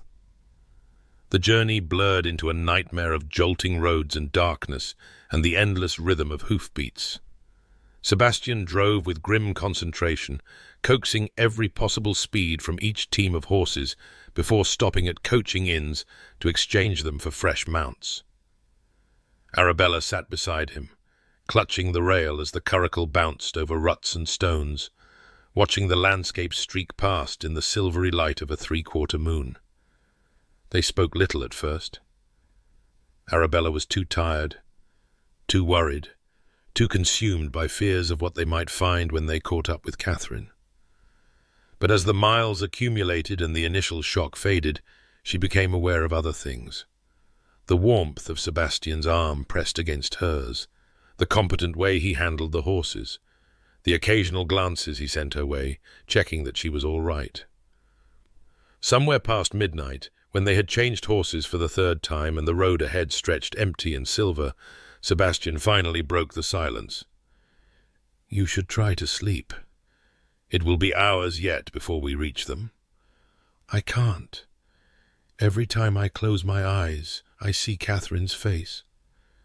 She pulled her thin shawl tighter around her shoulders, though it did little against the night's chill. "What if we're too late? What if he's already—" "Don't." "How can you be so certain?" "Because I've seen the way you fight for your family. If anyone can save your sister, it's you." Arabella turned to look at him, really look at him for the first time since they'd set out. In the moonlight, his features were all planes and shadows, beautiful in a stark way that made her heart ache. She remembered the first time she'd seen him, in that meadow with her ankle throbbing and her pride stinging, and how she'd thought him extraordinary even then. "I was wrong about you," she said quietly. "At least, partly wrong." "Oh?" "I thought you were playing games, amusing yourself at my expense. But you weren't, were you? You were just lost." He was silent for a long moment.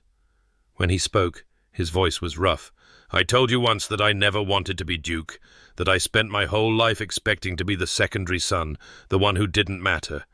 When Marcus died, it was like a door slammed shut on the person I was supposed to be. I had to become someone else overnight. Someone confident, capable, authoritative. Someone I'd never been and didn't know how to be. So you hid in the country.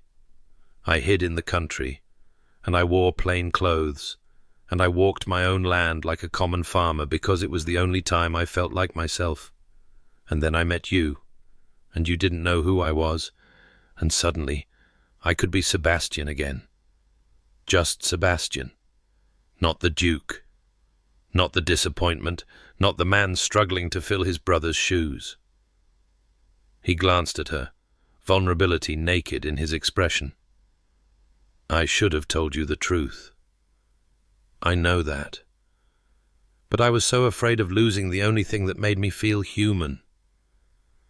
Arabella thought about that, about what it must have been like for him.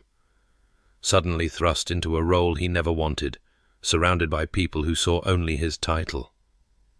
She thought about her own experience, the way she had been stripped of everything except her responsibilities, forced to be the strong one when she had never signed up for that role.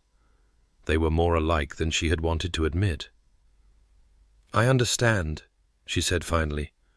I don't forgive you yet, not entirely, but I understand. And I appreciate what you're doing tonight. You didn't have to help me. Of course I did. He said it simply, as if there were no other possibility. I love you, Arabella. I would do anything for you. Even if you never forgive me. Even if you never want to see me again after tonight. I will still spend the rest of my life trying to deserve you. The words hung in the cold air between them, stark and honest and terrifying in their sincerity. Arabella didn't know how to respond. Part of her wanted to throw herself into his arms, to tell him that she loved him too, that she had loved him since that day in the meadow, when he had looked at her like she was worth seeing. But another part, the part that had learned through bitter experience not to trust, not to hope, not to let herself be vulnerable, held back. Let's save my sister first, she said quietly, and then we can talk about the rest. Sebastian nodded, though she saw something like hope kindle in his eyes. That seems fair. They drove on through the darkness, two people suspended between past wounds and future possibilities, racing toward a confrontation that would change everything. Dawn was breaking over the Scottish border when they finally caught up with their quarry. Sebastian had been right about Hertford's likely route. The man was arrogant enough to travel the main roads, confident that no one would pursue him. They found his carriage at Burn, a posting inn just south of Gretna, the horses being changed while Hertford lounged inside, doubtless congratulating himself on his imminent victory. Catherine was with him. Through the carriage window, Arabella could see her sister's face, pale, exhausted, but still wearing the expression of a woman who believed she was living a romantic adventure rather than a disaster. Wait here, Sebastian said, handing Arabella down from the curricle. Let me speak to Hertford first. If I can convince him to release your sister without a scene— No. Arabella's voice was flat. I'm coming with you. Arabella, she's my sister. I'm coming. Sebastian looked like he wanted to argue, but something in her expression must have convinced him. He nodded once, and together they approached the carriage. Hertford looked up as they approached, and Arabella had the satisfaction of watching his handsome face drain of colour. He recognized Sebastian immediately. The Duke of Thornwood was not a man one forgot, and his eyes darted quickly to the exits, calculating escape routes. Your Grace. He recovered quickly, his voice smooth despite the fear in his eyes. What an unexpected pleasure. I didn't realize you were travelling north. Save your charm, Hertford. It won't work on me. Sebastian's voice was ice, not the awkward reserve Arabella knew, but the cold authority of a duke who expected to be obeyed. You know why I'm here. I'm sure I don't. Catherine. Arabella pushed past Sebastian, reaching for her sister's hand. Come with me. Now. Catherine's expression cycled through confusion, surprise, and something that looked almost like relief before settling into stubborn defiance. Arabella, what are you doing here? How did you— That doesn't matter. What matters is that you're making a terrible mistake. This man is not who he claims to be. He was stripped of his title for ruining a young woman in London, and you are not the first innocent he has targeted with false promises of marriage. That's a lie. But doubt had crept into Catherine's voice. Richard, tell her it's not true. Tell her it's true. Sebastian spoke over her, his attention fixed on Hertford. Every word of it. And I have letters from no fewer than 3 families who will testify to this man's character or lack thereof. If you proceed with this elopement, Miss Catherine, you will find yourself abandoned and ruined before the month is out. Hertford has no estate in Hampshire. He has no fortune. He has nothing but debts and a talent for deceiving young women who deserve better. Catherine's face had gone very white. She looked between Sebastian and Hertford, searching for some denial, some explanation that would restore her fairy tale. Hertford, apparently realizing that his game was up, dropped all pretense of charm. His handsome face twisted into something ugly. Fine. She's not worth the trouble anyway, a penniless little nobody with nothing to recommend her but a pretty face. I thought her family might have something hidden away, some secret fund or valuable connections, but there's nothing. She's exactly what she appears to be, worthless. Catherine made a small, wounded sound. Arabella saw red. Before she fully realized what she was doing, she had crossed the distance between them and slapped Hertford across the face with all the force she could muster. The crack of her palm against his cheek echoed across the inn-yard. "My sister," she said, her voice shaking with fury, "is worth more than 100 men like you. She is kind and hopeful and brave, and if she made the mistake of believing your lies, the fault is yours, not hers. You are the worthless one, Hertford. You prey on innocent women because you are too pathetic to earn an honest living or attract a woman who knows what you truly are. And if I ever see you near my family again, I will make it my life's work to destroy what little remains of your reputation." Hertford stared at her, hand pressed to his reddening cheek, too shocked to respond. Sebastian stepped forward, placing himself between Arabella and the carriage. "I think you should leave, Hertford. Quickly, before I decide to handle this in a less civilized manner."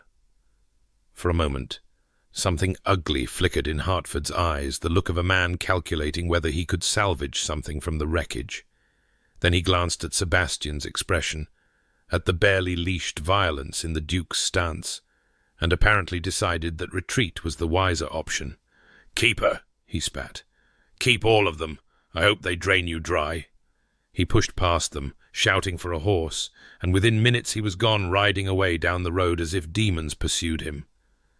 In the silence he left behind, Catherine began to cry. The journey home was slower than the journey north. Sebastian had arranged rooms at the inn for them to rest before beginning the return trip. Catherine had cried herself into exhaustion and was sleeping now, her face still blotched and swollen from tears, while Arabella sat beside her bed and tried to sort through the chaos of her own emotions. Relief, first and foremost. Catherine was safe. The elopement had been stopped. Hertford was gone, and while the experience would leave scars, those scars would heal in time. But beneath the relief were other feelings, more complicated and harder to name. A soft knock came at the door. Arabella rose to answer it and found Sebastian in the hallway, looking nearly as exhausted as she felt. "I wanted to check on you," he said quietly. "Both of you." "Catherine is sleeping. She'll be all right, I think, once she's had time to recover." Arabella stepped into the hallway, pulling the door mostly closed behind her. "Thank you. For everything. If you hadn't helped us—" You would have found another way. You're the most resourceful person I've ever met. Perhaps. But your way was faster. And your presence, the way Hartford looked at you, I don't think he would have given up so easily if— You hadn't been there? Sebastian shrugged, uncomfortable with the praise. I'm glad I could help. They stood in the dim hallway, the silence stretching between them. Arabella thought of everything that had happened over the past weeks. The deception, the revelation, the anger, and now this. She thought of the man who had walked with her through meadows and argued about philosophy, and she thought of the Duke who had driven through the night to help save her sister. They were the same person. She understood that now. In the carriage, she said slowly, you said you loved me. Sebastian went very still. I did. Did you mean it? Every word.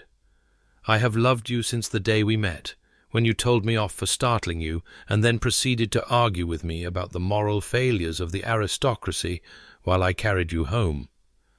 A faint smile touched his lips. I knew then that I would never meet anyone like you. I know now that I was right. Arabella's heart was pounding. She thought of all the reasons she should be careful, should hold back, should protect herself from the vulnerability of loving someone who could hurt her. Then she thought of the way Sebastian looked at her, as if she were worth seeing, worth knowing, worth loving despite all her sharp edges and defensive walls. She thought of the way he listened to her, challenged her, treated her as an equal. She thought of the night they had just shared, driving through darkness together, fighting for someone they both cared about. Trust was a risk. Love was a risk. But living without either was its own kind of death. I was so angry with you, she said. For weeks, all I could feel was anger and betrayal. You lied to me, and I had sworn I would never let anyone lie to me again. I know, Let me finish. She took a breath. I was angry, but underneath the anger there was something else. Something I tried very hard not to feel, because feeling it meant being vulnerable, and being vulnerable meant being hurt. I spent so many years building walls around my heart, protecting myself from disappointment and loss. And then you came along and made me want to tear them down. Sebastian was watching her with an intensity that made her pulse race. I can't promise that I trust you completely, she continued. I can't promise that the wounds have healed overnight. But I can promise that I am willing to try. I am willing to let you prove that you are the man I thought you were, the man I hoped you were, before I learned the truth about your title. And if I can prove it— Arabella stepped closer, close enough to see the hope and fear warring in his grey eyes. Then perhaps we can discuss what comes next. Together. Sebastian reached out slowly and took her hand. She let him. I will spend the rest of my life proving it, he said quietly. Whatever it takes, for as long as it takes. You are worth any amount of patience, any amount of time, any amount of proving. I love you, Arabella Thorne, and I will wait for you. She looked at him, this man who had deceived her and saved her, who infuriated her and moved her, who saw her in a way no one else ever had. I don't know if I love you yet, she said honestly, but I think I could. I think I might already, and I'm just too stubborn to admit it. Sebastian laughed, a soft exhale of relief and joy. That sounds very much like you. I suppose it does. They stood there in the hallway, hands intertwined, on the threshold of something neither of them fully understood. Behind them, Catherine slept off the worst night of her young life. Ahead of them lay the long journey home, and all the complications that would come with it, explaining the situation to their families, weathering the gossip, building something real from the rubble of deception and misunderstanding. But for this moment, none of that mattered. We should rest, Sebastian said finally. Tomorrow will be long. Yes, Arabella squeezed his hand once before releasing it. Tomorrow will be long. She turned back toward Catherine's room, but paused at the doorway. Sebastian? Yes? Thank you for being the man who came after us, the man who helped save my sister when he had no obligation to do so. Whatever else is uncertain between us, I know that man is real, and I am grateful for him. Sebastian's smile was soft and genuine and full of things he did not need to say. Good night, Arabella. Good night, Sebastian. She closed the door and leaned against it, her heart full of something that felt dangerously like hope. Outside, she heard his footsteps retreat down the hallway, and then silence. Tomorrow, they would face the world. Tomorrow they would navigate the complicated terrain of rebuilding trust and discovering whether love could grow from such troubled soil. But tonight, for the first time in weeks, Arabella allowed herself to believe that perhaps everything would be all right. The return to Thornwood was both simpler and more complicated than Arabella had anticipated. Simpler because Sebastian handled the practical matters with quiet efficiency. He arranged for a comfortable carriage to replace the racing curricle, ensuring that Catherine could travel in privacy and relative comfort. He sent a messenger ahead to Hartwell Manor to inform the family that the crisis had been resolved and both sisters were safe. He managed the coaching inns and the horses and the countless small details of travel, leaving Arabella free to focus on her sister. More complicated, because Catherine's recovery was not the straightforward matter Arabella had hoped it would be. For the first day of travel, Catherine barely spoke. She sat in the corner of the carriage, wrapped in a blanket despite the summer warmth, staring out the window at the passing countryside with eyes that saw nothing. When she did speak, it was only to apologize endlessly, tearfully, for the trouble she had caused, for believing Hartford's lies, for being so foolish and so naive and so desperately, pathetically hopeful. "I thought he loved me," she whispered on the second afternoon, when they had stopped at an inn for refreshment. "I really thought he loved me. He said all the right things. He looked at me like I was precious, and I wanted so badly to believe it that I ignored everything else." "You're not the first woman to be deceived by a practiced liar," Arabella said gently. "And you won't be the last. What matters is that you're safe now." "Am I?" Catherine's laugh was bitter, nothing like her usual bright sound. "My reputation is ruined. Everyone will know what happened, that I tried to elope with a man who was only using me. No respectable man will ever want me now." "That's not true." "It is true, and you know it. This is how it works. A man can ruin a dozen women and still be received in society, but let a woman make one mistake, and she's marked forever."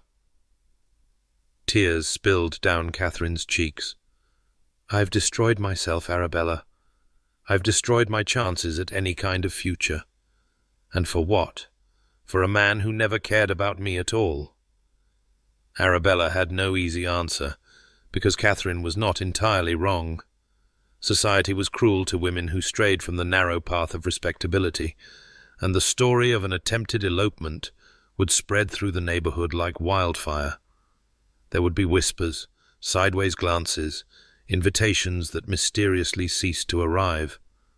But there was also Sebastian, who had been remarkably thoughtful about protecting Catherine's reputation. He had arranged their travel to minimize exposure, avoided busy coaching inns where they might be recognized, and mentioned that he intended to put about a story explaining their absence from the neighborhood in innocent terms. "The Duke is helping," Arabella said carefully. "He believes your reputation can be salvaged if we're careful about how the story is told." Catherine looked up, surprise momentarily breaking through her despair. "The Duke? Why would he help me? He doesn't even know me." "Because he loves your sister," Arabella thought, but did not say. "Because he is a better man than I gave him credit for." He's a good person, she said instead. And he feels responsible, since he knew Hartford's true nature and tried to warn us. You mean, tried to warn you? Catherine's voice was hollow.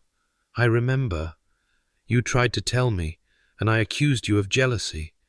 I said terrible things to you, Arabella. I said you wanted me to be miserable like you. You were in love. People in love say foolish things. That doesn't make it right. Catherine reached out and took her sister's hand. You've spent your whole life taking care of us, Mamma and Violet and me, and we've never properly appreciated it. You gave up your own chances to keep our family together, and I repaid you by running off with the first man who paid me a compliment. I'm so sorry. There's nothing to forgive. There's everything to forgive, but I'm going to try to deserve your forgiveness. Anyway. Catherine squared her shoulders, something of her old determination returning. When we get home, I'm going to stop dreaming about fairy tales and start being useful. I'm going to help you, the way you've always helped us. I'm going to be better.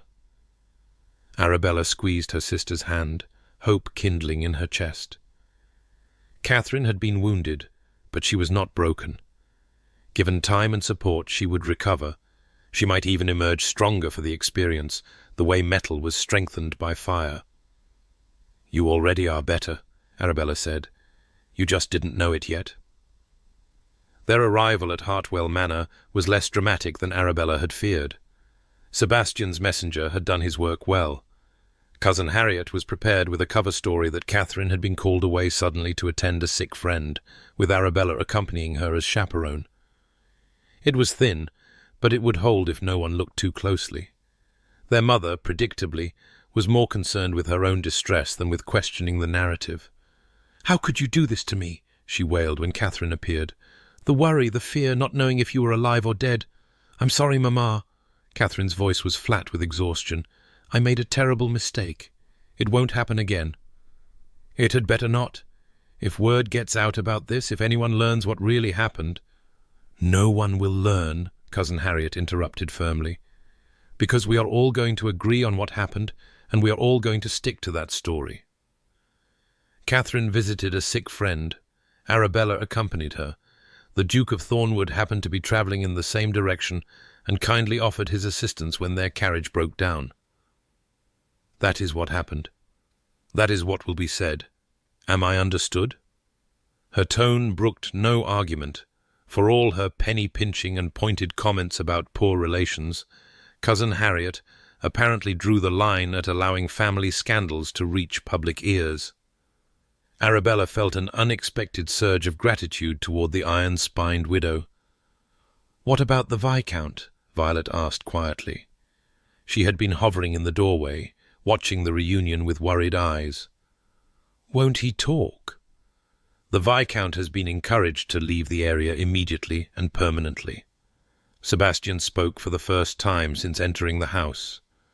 "I made it very clear that if any rumors about Miss Catherine reach my ears, I will personally ensure that his already tarnished reputation is destroyed beyond any hope of recovery." He understood me. There was steel in his voice, the steel of a duke who expected to be obeyed. Arabella remembered Hartford's face when Sebastian confronted him at the inn, the fear that had flickered in those calculating eyes. Whatever Sebastian had said or implied, it had been effective. Hartford would not trouble them again. "Well," Cousin Harriet looked at Sebastian with something approaching respect. "It seems we owe your grace a considerable debt." "You owe me nothing. I simply did what any decent person would do."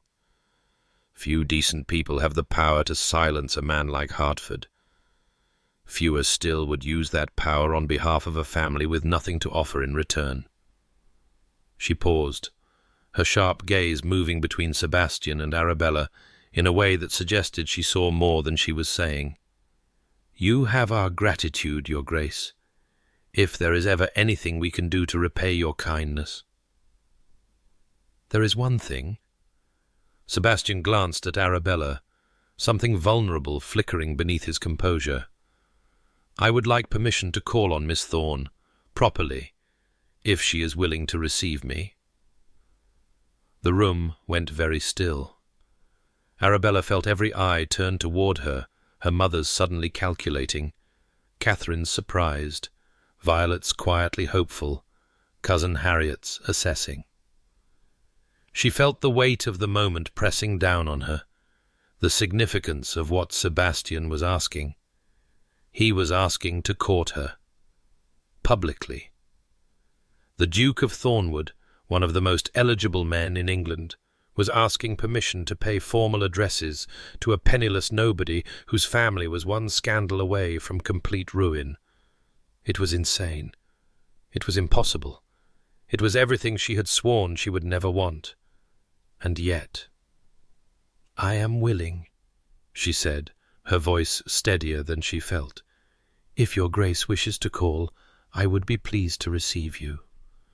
Sebastian's smile was like the sun breaking through clouds. "Then I shall call tomorrow, if that is convenient." "Perfectly convenient." They stood there, smiling at each other like fools, while the rest of the room dissolved into excited whispers and pointed questions, and the particular chaos that accompanied any romantic development in a household of women. Arabella barely noticed. All she could see was Sebastian's face, and the promise in his eyes, and the future that suddenly seemed possible in ways it never had before. The courtship that followed was unlike anything Arabella had imagined. She had expected Sebastian to be awkward in the formal rituals of calling and chaperoned visits, and he was, sometimes, stumbling over the prescribed pleasantries and looking desperately relieved when they were allowed to escape into actual conversation. But he was also sincere in a way that no other suitor in her limited experience had ever been. He didn't flatter or dissemble or say what he thought she wanted to hear. He was simply himself, and he invited her to be simply herself in return. They walked through the village together, stopping to greet the tenants and tradespeople who waved cheerfully at their duke. Sebastian knew all their names, asked after their children and their crops and their ailments, listened to their concerns with genuine attention. Arabella watched him and saw at last the man his tenants had always known, not the awkward recluse of society gossip, but a landlord who cared deeply for the people in his charge. They argued about books in the lending library, their debates drawing amused glances from other patrons. Sebastian had read everything, it seemed, and held strong opinions about all of it. He challenged her assumptions and made her defend her positions, treating her intelligence as something to be enjoyed rather than endured. They sat in Thornwood Hall's magnificent library, surrounded by thousands of volumes accumulated over generations, and talked about their families. Sebastian told her about Marcus, the golden brother who had been everything Sebastian was not, charming and confident and born to lead. He told her about the accident, the terrible messenger who had arrived with news that changed everything, the funeral where everyone looked at him with pity and expectation in equal measure. "I wanted to run," he admitted, staring into the fire. "I wanted to disappear, to let the title pass to some distant cousin, to go back to being the second son no one noticed. But there was no one else, no cousin close enough, no other heir who could take my place. So I stayed, and I tried to become what everyone needed me to be, and I failed in 1,000 small ways every single day." "You didn't fail." Arabella's voice was firm. "Your tenants adore you. Your estate flourishes. The people who actually know you, not the gossips in London, but the ones who see you every day, they speak of you with genuine respect and affection. They're kind. They're honest. Country people have no use for flattery." She reached out and took his hand, a gesture that would have been unthinkable weeks ago. "You are a good duke, Sebastian. Not a perfect one. No one is perfect, but a good one. Your brother would be proud." Sebastian's fingers tightened around hers. "You didn't know my brother. No, but I know you, and I know that any brother worth the title would be proud of the man you've become." He didn't answer, but he didn't release her hand either. They sat there in companionable silence, the fire crackling softly, and Arabella felt something shift between them, a deepening, a settling, as if they were finally finding their way to solid ground after weeks of uncertain terrain. Summer ripened toward autumn, and the courtship continued. Arabella's family situation improved gradually. Sebastian had quietly arranged for Catherine to be invited to a house party hosted by his aunt, the Dowager Countess of Ashworth, a formidable woman who had the power to make or break reputations with a single raised eyebrow. The invitation was a signal to society that the Duke's family sanctioned Catherine Thorne, and no one who valued their social standing would dare contradict the Dowager Countess.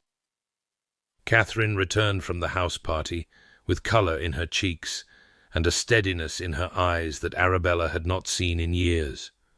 She had met people. She reported sensible people who judged her by her conversation rather than her circumstances. She had even attracted the attention of a young baronet, a quiet man with a modest estate and a genuine smile. "I'm not getting my hopes up," Thrin said, but she was smiling as she said it. "I've learned that lesson, at least. But he's kind, Arabella, truly kind, not just charming. And he knows about what happened, and he doesn't care. He says everyone makes mistakes, and the measure of a person is how they learn from them. He sounds wise. He is. He's not dashing or exciting, but I've had enough of dashing and exciting. I want someone steady, someone I can trust." Arabella thought of Sebastian, who was not dashing in the traditional sense, but who made her laugh and challenged her mind and had driven through the night to help save her sister.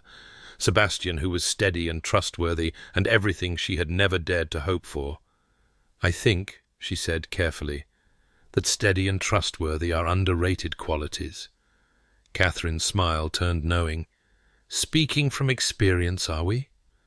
"Perhaps. The Duke adores you. Everyone can see it. He looks at you like you're the only person in the room, even when the room is full of people.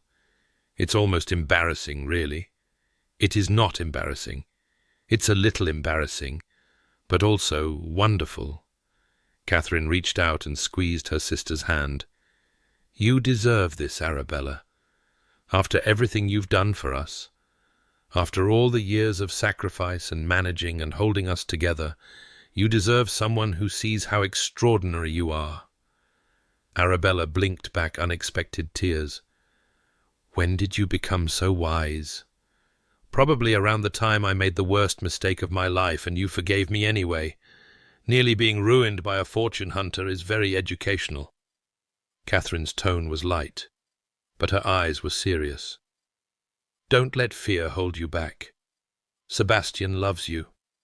And if I'm not mistaken, which I'm not, because I have become an expert in recognizing genuine emotion, you love him too." Arabella stopped, considered, and made herself be honest. "Yes, I do. I love him." It was the first time she had said the words aloud, and they felt strange in her mouth, vulnerable and terrifying and exhilarating all at once. She loved Sebastian Ashworth, Duke of Thornwood. She loved his grey eyes and his dry humour, and the way he listened to her, as if every word she spoke mattered. She loved his kindness to his tenants and his loyalty to his family, and the quiet determination with which he tried to be better than he believed himself capable of being. She loved him, and she was ready to tell him so. The opportunity came on a golden September afternoon. Sebastian had invited her to walk in the grounds of Thornwood Hall, a path they had taken many times before. But this time he seemed different, nervous, in a way she hadn't seen since the early days of their acquaintance, when he had been hiding his identity and she had been fighting her attraction to him. They walked in silence for a while, through the formal gardens and into the wilder parkland beyond. The trees were just beginning to turn, hints of gold and crimson appearing among the green. And these air smelled of approaching autumn, rich and earthy, and tinged with the sweetness of ripe fruit. "I brought you here for a reason," Sebastian said finally, stopping beneath an ancient oak whose spreading branches created a canopy overhead. "This was my favorite place as a child. Marcus and I used to climb this tree and pretend we were pirates surveying the seas. I needed you to see it." "It's beautiful," Arabella said, and meant it. "I've been thinking about the future." Sebastian turned to face her, his expression serious. "About what I want, and what I hope for, and whether I have any right to ask for it. You can ask me anything." "Can I?" He reached out and took her hands, holding them gently between his own. "Because what I want to ask is significant, life-changing, and I need you to know that if your answer is no, I will accept it and never speak of it again. Your friendship means too much to me to risk losing it by pushing too hard." Arabella's heart was beating very fast.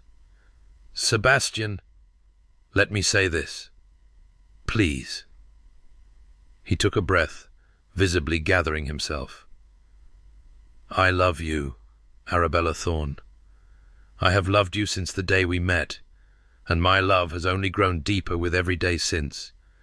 You are the most remarkable woman I have ever known, brilliant and brave and kind and fierce, and I cannot imagine spending my life with anyone else. I don't deserve you. I know I don't deserve you. But I am selfish enough to ask anyway." He released one of her hands and reached into his coat, producing a small velvet box. "Will you marry me?" He opened the box to reveal a ring, not the ostentatious diamond she might have expected from a duke, but a beautiful, understated piece featuring a warm golden stone surrounded by smaller gems that caught the afternoon light. "It was my grandmother's," he said quietly. "She was not born to aristocracy. She was the daughter of a country gentleman, and my grandfather scandalized his family by marrying her. They said he was throwing himself away on someone beneath him, but they loved each other for 40 years, and by all accounts their marriage was the happiest anyone in my family has ever known. I hoped—" He stopped, suddenly uncertain. "If you don't like it, I can get something else. Something more suitable for a duchess." "It's perfect." Arabella's voice came out thick with emotion. "It's absolutely perfect." Does that mean—" "Yes." She laughed, tears spilling down her cheeks. "Yes, Sebastian, I will marry you. I love you. I love you so much it terrifies me, because I spent so long believing I would never love anyone, and now I can't imagine not loving you. I want to spend my life arguing with you about philosophy and walking through meadows and building something together. I want to be your duchess and your partner and your friend. I want everything, and I want it with you." Sebastian's face transformed with joy. He slid the ring onto her finger. It fit perfectly, as if it had been made for her, and then he pulled her into his arms and kissed her, with all the passion and tenderness and desperate hope that words could not express. The kiss went on for a long time.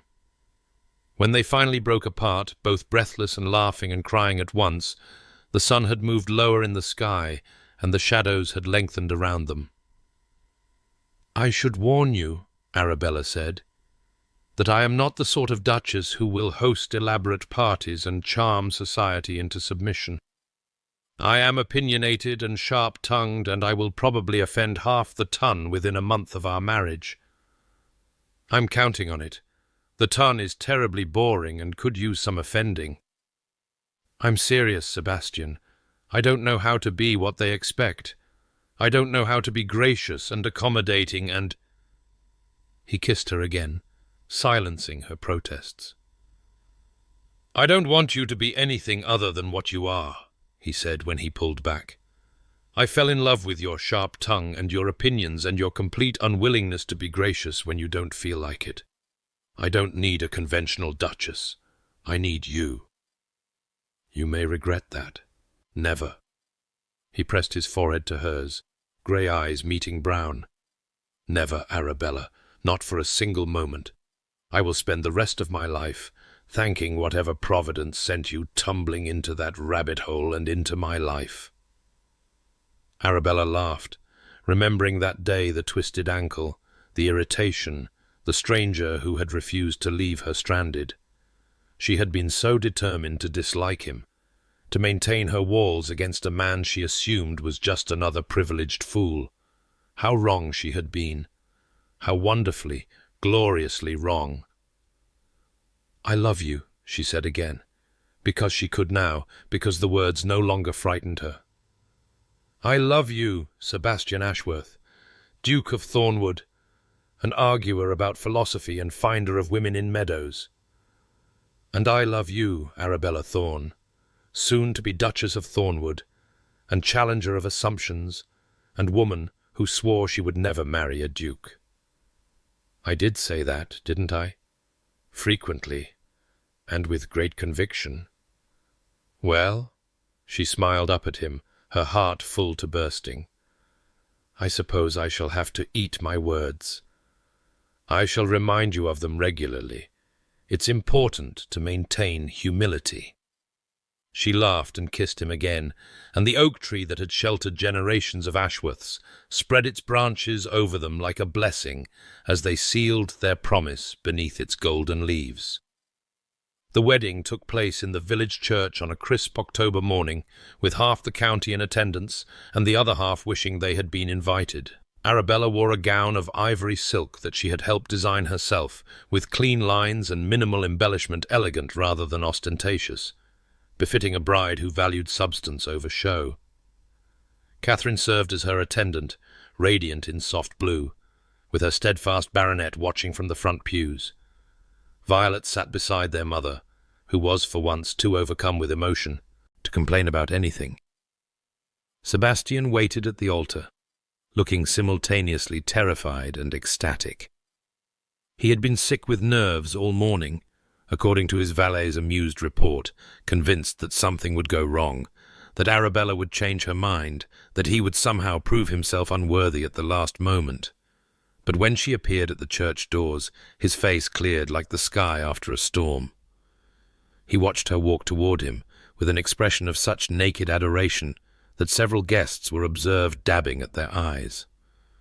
The ceremony was brief and beautiful, the ancient words taking on new meaning as they were spoken by two people who had fought their way to this moment through deception and forgiveness, through anger and understanding, through all the complicated terrain of falling in love against one's better judgment. "I, Sebastian," he said, his voice steady despite the emotion in his eyes, "take thee, Arabella, to be my wedded wife." "I, Arabella," she replied, and her voice did not tremble at all. "Take thee, Sebastian, to be my wedded husband." The ring slid onto her finger beside his grandmother's engagement ring. The vicar pronounced them man and wife, and when Sebastian kissed her, the congregation erupted in applause and cheers that echoed off the ancient stone walls. They emerged from the church into brilliant autumn sunshine, the village green lined with tenants and tradespeople who had come to celebrate their duke's wedding. Children threw flower petals, and old women waved handkerchiefs, and somewhere a fiddle struck up a merry tune. "Your people love you," Arabella murmured as they walked through the crowd, nodding and smiling at the well-wishers. "Our people," Sebastian corrected. "They're your people now too. Our people, our home, our life." The words settled into Arabella's heart like seeds taking root, the beginning of something that would grow and flourish for years to come. The wedding breakfast at Thornwood Hall was magnificent, but Arabella barely noticed the food or the flowers, or the endless parade of congratulations. She was too busy watching Sebastian, her husband, her duke, her partner in everything, as he moved through the celebration with a grace she had never seen in him before. He was not the awkward recluse of his reputation. Not today. He was a man transformed by happiness, lit from within by a joy that made him almost unrecognizable. He laughed with his tenants and charmed the local gentry, and danced with every elderly widow in the room, all while sending Arabella glances across the crowded space that made her pulse race. Later, much later, when the guests had finally departed and the house had quieted into nighttime stillness, they stood together on the terrace where they had argued so bitterly the night of the midsummer ball. "It seems like a lifetime ago," Sebastian said, reading her thoughts. "Standing here, watching you walk away from me, certain I had destroyed any chance of this." "I was so angry," Arabella admitted. "So hurt. I felt like such a fool for believing in you. And now? Now I know that I wasn't a fool. I believed in the real you, the man beneath the title. The deception was only in the details." He wrapped his arms around her from behind, pulling her close against his chest. "I will spend the rest of my life trying to deserve your faith in me." "You already deserve it. You proved it, that night when you drove through darkness to help save my sister, when you asked for nothing in return except the chance to earn my trust. I would have done anything for that chance. I know." She turned in his arms, reaching up to touch his face. "I know, Sebastian. That's why I love you." They stood there as the moon rose over the grounds of Thornwood Hall, two people who had found each other against all odds and fought through obstacles, both external and internal, to reach this moment. Behind them, the great house waited their home now, filled with possibilities they would explore together. Tomorrow would bring new challenges. There would be London to face, with all its gossip and scrutiny. There would be the ongoing work of managing an estate and supporting tenants through hard seasons and good. There would be family to nurture Catherine's continued recovery, Violet's launch into society, their mother's endless needs. But tonight, there was only this. Two people who had chosen each other, standing on the threshold of a shared future, ready to build something neither had dared to dream of alone. "Come inside," Sebastian murmured. "It's getting cold." In a moment, Arabella looked out at the moonlit gardens, at the meadow in the distance where they had first met.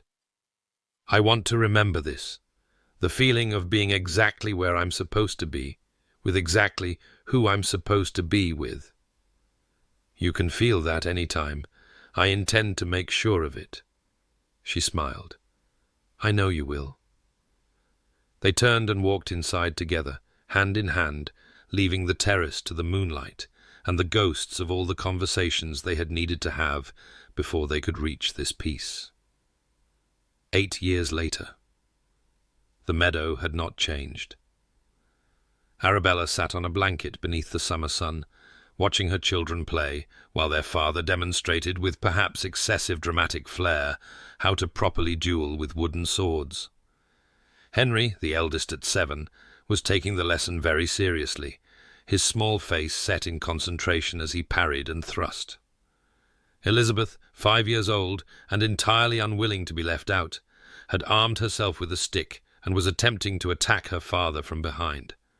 And little Marcus, just turned 2, was more interested in the daisies than the sword fight, carefully picking them one by one and depositing them in a pile that he seemed to consider a significant achievement.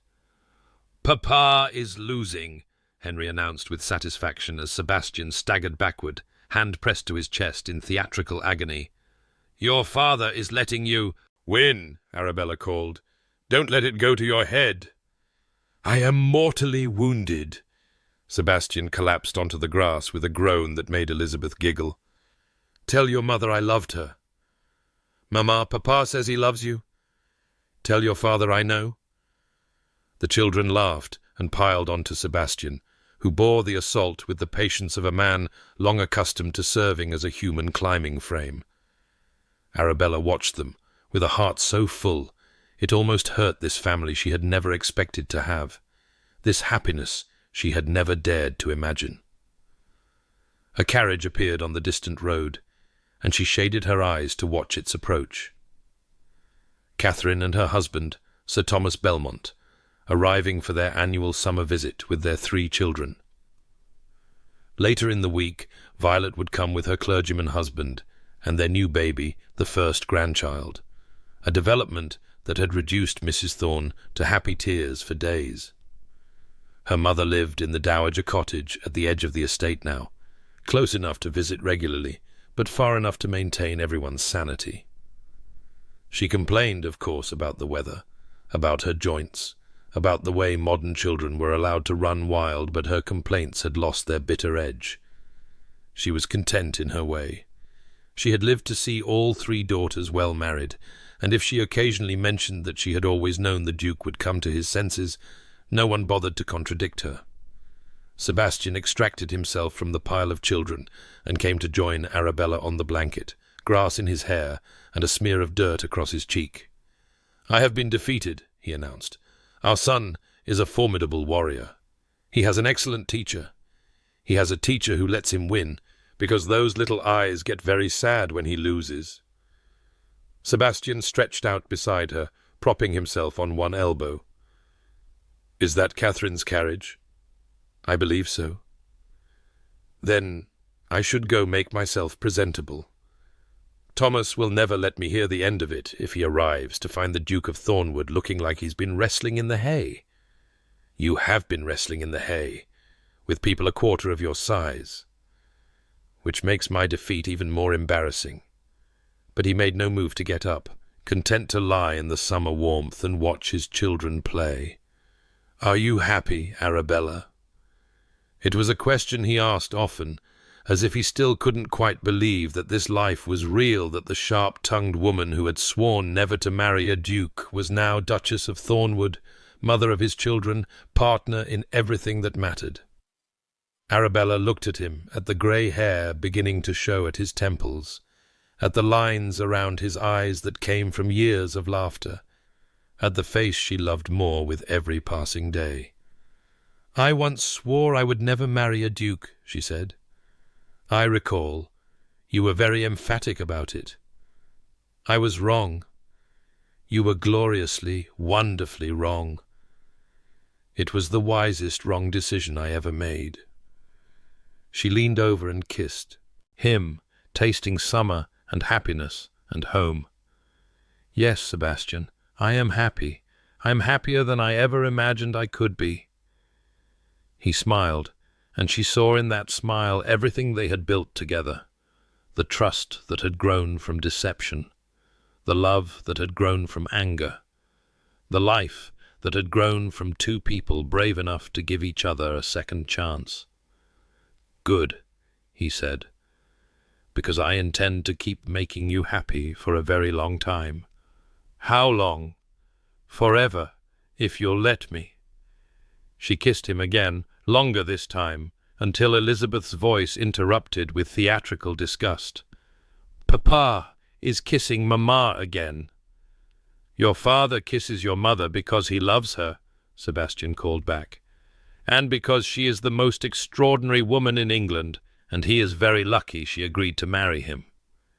"That's what you always say, because it's always true."